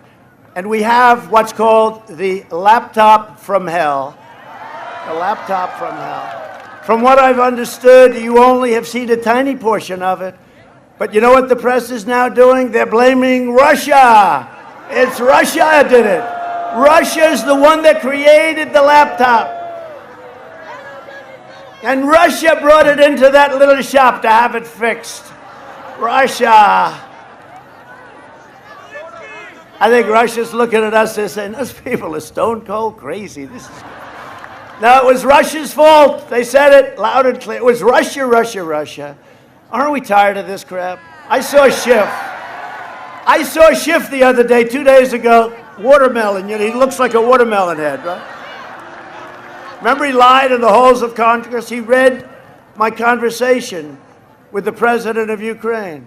But it wasn't my conversation. Hey, how great. Do we love those people that took down the language? Professional military people. Word for word for word. If I didn't have it, it would have been my word against Shifty Schiff, right?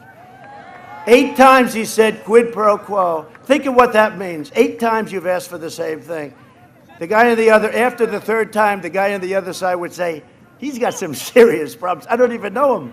I called him to say, congratulations on becoming president of Ukraine. And for that, I got impeached. But you know what we have? We have a lot of great Republicans, and I hope you're going to be voting for those Republicans also. Great Republicans. We have one of them here, Mark Meadows. Has anyone ever heard of Mark Meadows? Took me 3 years to get him out of Congress and become chief of staff. He's great. He's here. He was one of our great ones. And you know who helped me a lot, honestly? In fact, I said, don't run for governor, Ron. Stay exactly where he was a congressman, your governor, right? There he is. Look at Mark. He's out there working with the phone. He's got the phone going. He uses two at one time, right? But your governor was another one. He stood up. You know, he's Harvard and Yale. Do you know that, your governor? He doesn't talk about it. He doesn't talk about it. But he would be on television defending me and fighting for me. There was a group, Jim Jordan. Did anyone ever hear of Jim Jordan? Jim Gordon, 128-1. You know, Jim was an NCAA wrestling champion, one of the best.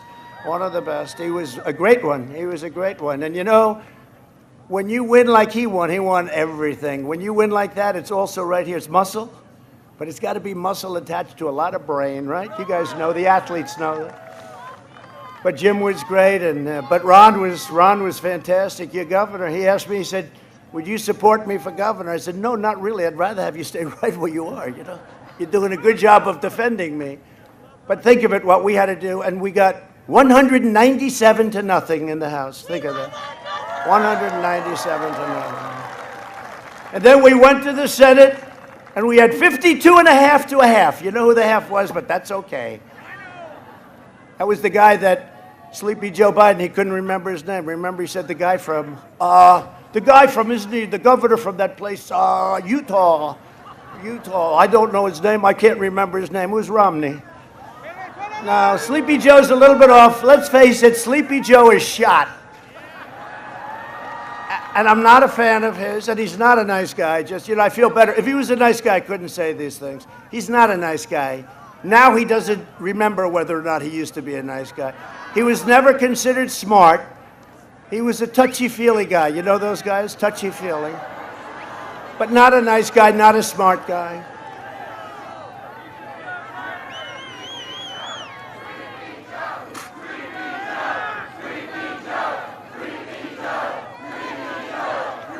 Our incredible First Lady is sitting here right now, and she's saying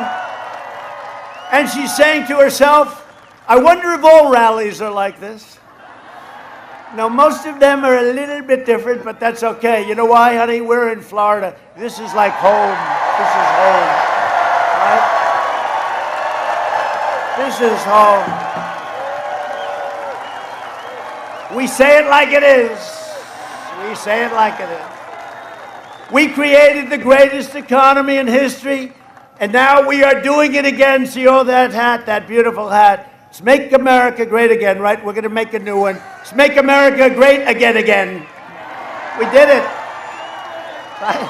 We did it. Now we're doing it again. My First Lady wants to do it again. Under my leadership, the Florida tourism industry and hospitality industry will come roaring back very soon. It's ready to happen. We're making the turn. We've got the vaccines coming very soon. The FDA has worked miracles. They had no choice. They had to. This would have taken, if Joe was in charge, you wouldn't have a vaccine for 4 years. I was going to say, he was in charge of the swine flu. He calls it N1H1. It's actually H1N1. I say, Joe, it's not. It's H1. H comes, it's easy because H comes before N. I said, Joe, that's what it is. I said, just call it swine flu. You don't have to call it. The numbers are too complicated. 3 days ago, he said, I'm a proud Democrat running for the United States Senate, and I hope I have you. You can't look, we can't play games. You know, you've seen enough. Have you seen enough? This is crazy. But based on the early numbers I've seen, I think you understand exactly what I'm talking about. You know, we have the potential. We have the greatest country in the world, but we have the potential to go to places that we've never been in a positive manner. The potential of our country is so incredible, and you see it happening already. You look at Germany, you look at all of these countries, they're now locked down. They've got a lot of problems. You look at our numbers, look at our recovery, fastest recovery. We went down the least economically, went down by far. As much as it's painful and terrible, we went down the least. We've done an incredible job. It was projected that we would lose 2.2 million people, right? The projections were 2.2 million. By the way, we shouldn't have lost one person. China should have never let this happen. They should have never let it escape. And we will not forget. We will not forget. Biden's agenda will devastate the Hispanic American community. He betrayed Hispanic Americans for 47 years. He's been very bad to the Hispanic Americans. And what is happening with those poll numbers? I have the highest numbers. We are now, according to the polls I'm showing, which are real polls, we are now beating the Democrats for the first time ever with Hispanic Americans. First time ever. First time ever. And I've always loved them, and I think they've always loved me. First time ever. First time ever. And the fakers back there are going crazy. And now Biden wants to close your small businesses and confiscate your guns. Second Amendment. Don't worry about it. The Second Amendment. While letting far-left rioters, looters, and vandals roam free. Look what he's doing in Philadelphia. Look what's happening. Those are people that he's supporting. He couldn't even come out against them yesterday. They asked him a question. He said, what's Philadelphia? Where is it? Where is it? He didn't know what state it was in. Other than that, he's doing a wonderful job. Could you imagine? Could you imagine losing to this guy? Could you imagine? Our First Lady will have to say, darling, I don't know, this is impossible. But you have to be very careful when you say that. You know, whenever I say anything that even uses the word losing, the fake news said, he is thinking about losing. This is a big story. President Trump thinks he's going to lose. No, I don't. I don't. I think you're going to lose, and I think you've lost all credibility.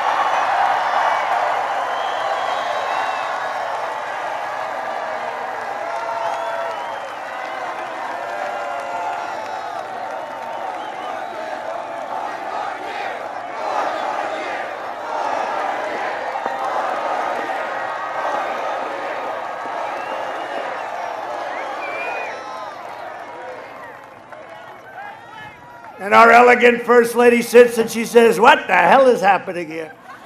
This election is a choice between the American dream and a socialist nightmare. That's what it is. It's socialism. Venezuela, I used to say Venezuela on steroids. This would be, if they got in, a very, very, very large version of Venezuela. And it can happen with the Green New Deal and all these crazy, you know, look, AOC +3. I heard she's very insulted that I call her AOC. I'm not. I call her AOC +3. That's the three characters that like Ilhan Omar. I'm going to win Minnesota because of Ilhan Omar. She tells us how to run our country. She's telling us how to run our country. I don't think so. Ilhan Omar. So we're going to win the state of Minnesota for two reasons. Her and the fact that when Minneapolis had their problem, they should have called us sooner, but when they called us, how long did it take? 25 minutes? It was extinguished. We could have done it in the first hour instead of waiting for a week and a half. But the governors, they have to call, and I give the governor credit. He eventually called. He eventually called. They should call us, I'll tell you, Oregon. They should call us in Portland. Oh, would I love to go in with the anarchists. They would last 15 minutes. Our guys, you know, you got to, like, hold them back. They want to, let us in, sir. We'd like to go in. I meet them. I see troops. Sir, we'd like to go into Oregon. We'll take care of it. I say, just calm down. Just calm down. It wouldn't take them long. It would take them about 15. How long? And then we'd do things. And then eventually they'd end up going home about 10 years later. Back home to mom and dad where they started, in the basement. Antifa. You know Antifa?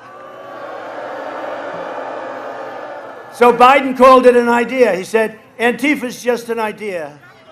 I said, no, when you get hit over the head behind your back with a baseball bat, that's not an idea. That's not an idea. But didn't he call the United States? He called the United States an idea, too. I said, no, it's not an idea. The United States is a great nation. That's what it is. It's not an idea. He called us an idea, so he puts us in the same category as Antifa. As long as I am president, America will never be a socialist country, and I say it all the time. This election will decide whether our children will be condemned to the misery of socialism or whether they will inherit the glorious legacy of American freedom. This election will decide whether the Biden-Harris, how about her? How about her? I'll tell you what, when our great Vice President, Mike Pence, debated her, it was a total, you know the expression, if it were a fight, they would have ended it. Within 2 days, they were saying the fake news. She did magnificently well against Mike Pence. No, that's what happens. You know, you do great. 2 days later, you realize they have it down that you lost now. Mike did fantastically. He's a great vice president. He works very hard. I'll tell you one thing. You know, his kids are in the military and they're teachers. I guarantee you one thing. Mike Pence has not made hundreds of millions of dollars by scamming foreign countries. Because that's what they've done. They've made hundreds of millions of dollars. And they can't, and nobody wants to talk about it. Look at that. Oh, are they doing that on purpose? Are they friend or foe? I don't know, I actually felt good. I felt water on my face. I said, where the hell is that coming? They may be doing that on purpose. Let's find out if they're friend or foe, and if they're foe, let's take care of those son of a bitches. Look at that.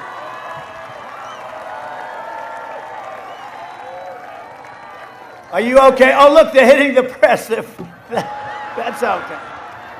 Oh, there go the cameras. There goes $1 million worth of equipment. Look at that. Wow.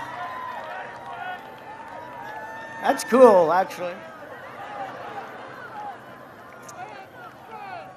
And I'll tell the media I have nothing to do with that, but it is sort of like calling a feeling like a little. That's great.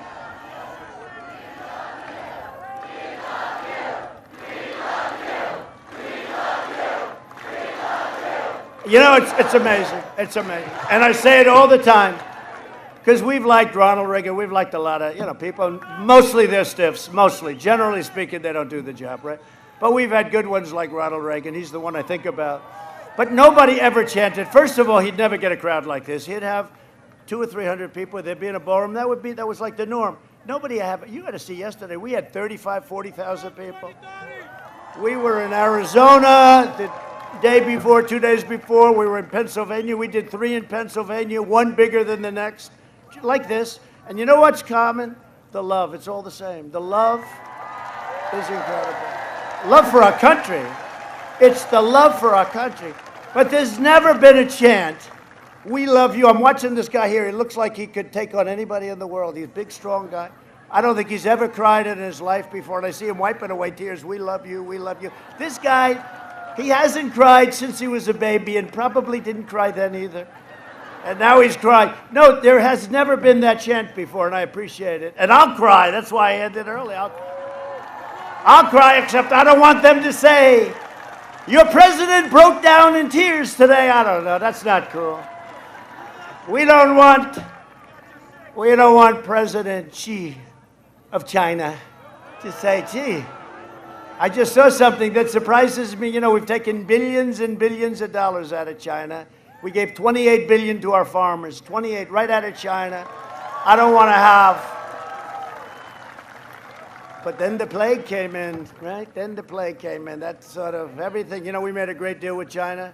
The ink wasn't dry before the plague came in, so it's a whole different feeling. I will say, 3 weeks ago, they ordered more corn, more soybeans, more beef than at any time in the history of this country. So they obviously think I'm going to win. They obviously think we're going to win. And they want to make us happy, but we're not happy because that should have been stopped. And it's not here, all over the world. You see what's going on in Europe. It's so sad. But you see what's going on. 188 countries all over the world. What China has done to this world, what they've done. People come up to me, they're clothed in masks and stuff, and this hello, President, hello. I said, look at this. What China has done to our country. I may do that. You better be careful. What China has done to this country. It's not the first time either.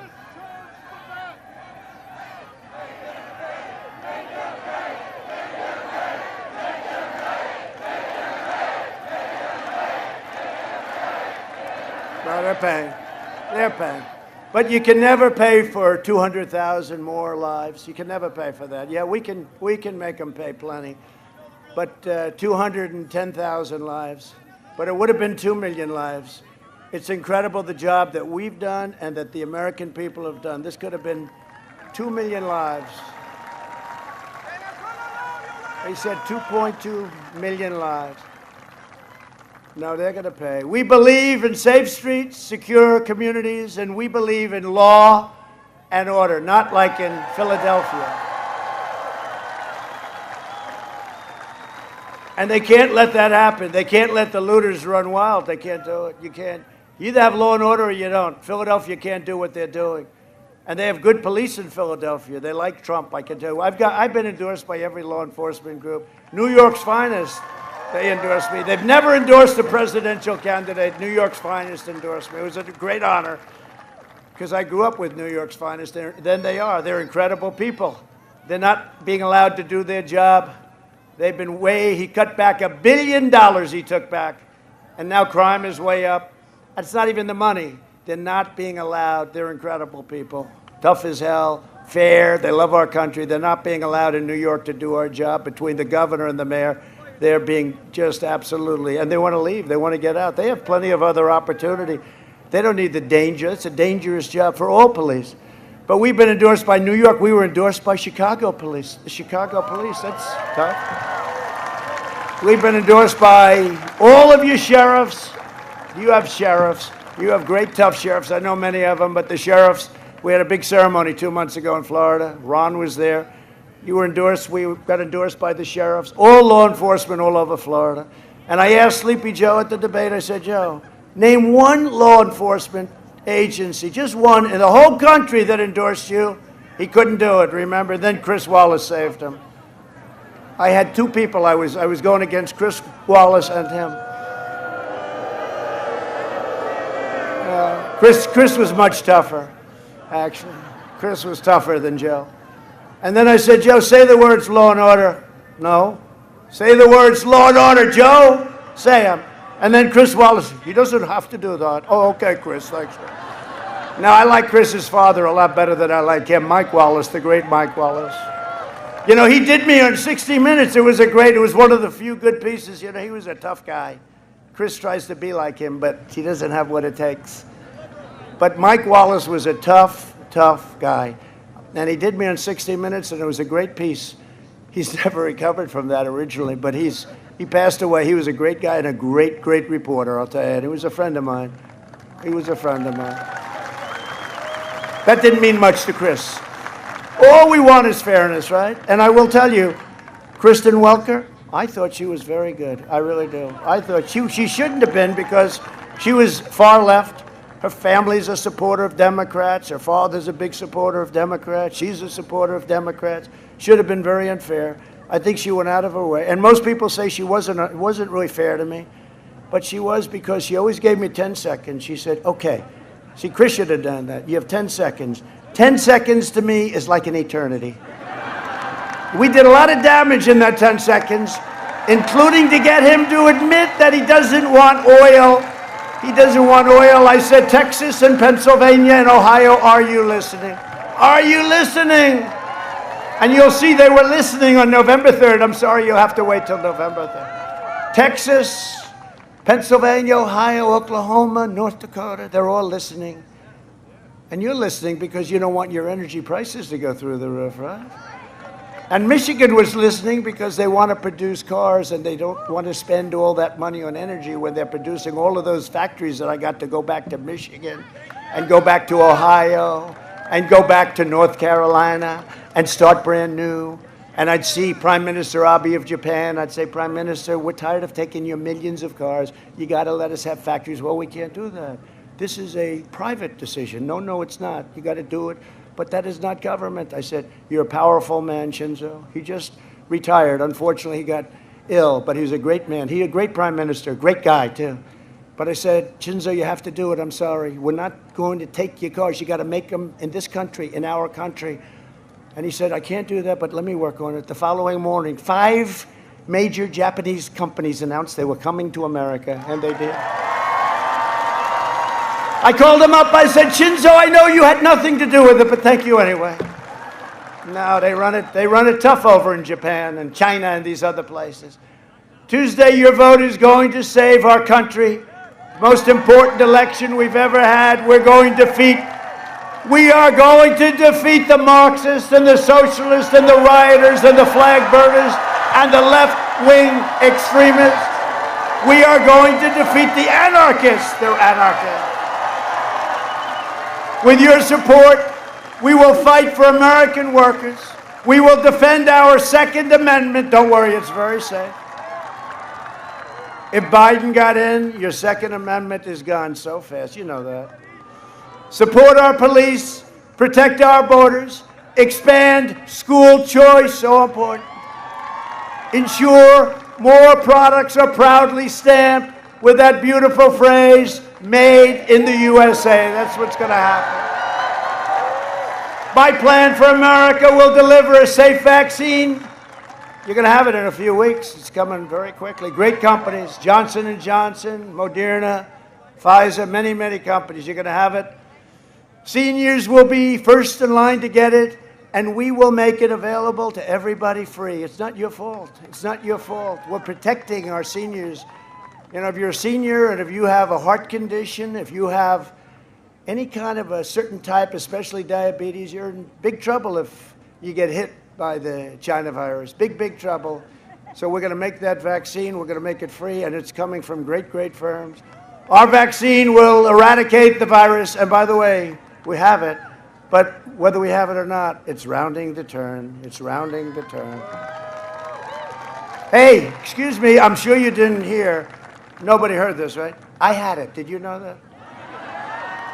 I had to get back on the trail. I said, this is not good timing. And I got better very quickly. First Lady had it. She had it. And she got better very quickly. But I'll tell you who had it also. The doctor went to the First Lady and myself and said, Barron has tested positive. I said, excuse me, doctor, tested positive for what? He's got COVID. I said, okay. Then about 12 minutes later, I said, doctor, how's Barron doing? He's our very tall son, very tall. Has anybody noticed he's slightly tall? He's 14, and I'm saying, hello, Barron. Yeah, he's great. But he's strong. But I said, like 12 minutes later, Dr. Sean, great doctor. We have great doctors. One thing, when you are president, you have a lot of doctors. Johns Hopkins, I want to thank them. Walter Reed Medical Center, incredible. I mean, Doc Ronnie is now a congressman from Texas. How about that? Doc Ronnie, he was before Sean, and Sean is now. Sean has been great. But Sean came up along with other doctors that Barron had it. About 12 seconds later, I said, how's Barron doing? Oh, he's okay. He shed it. It's gone.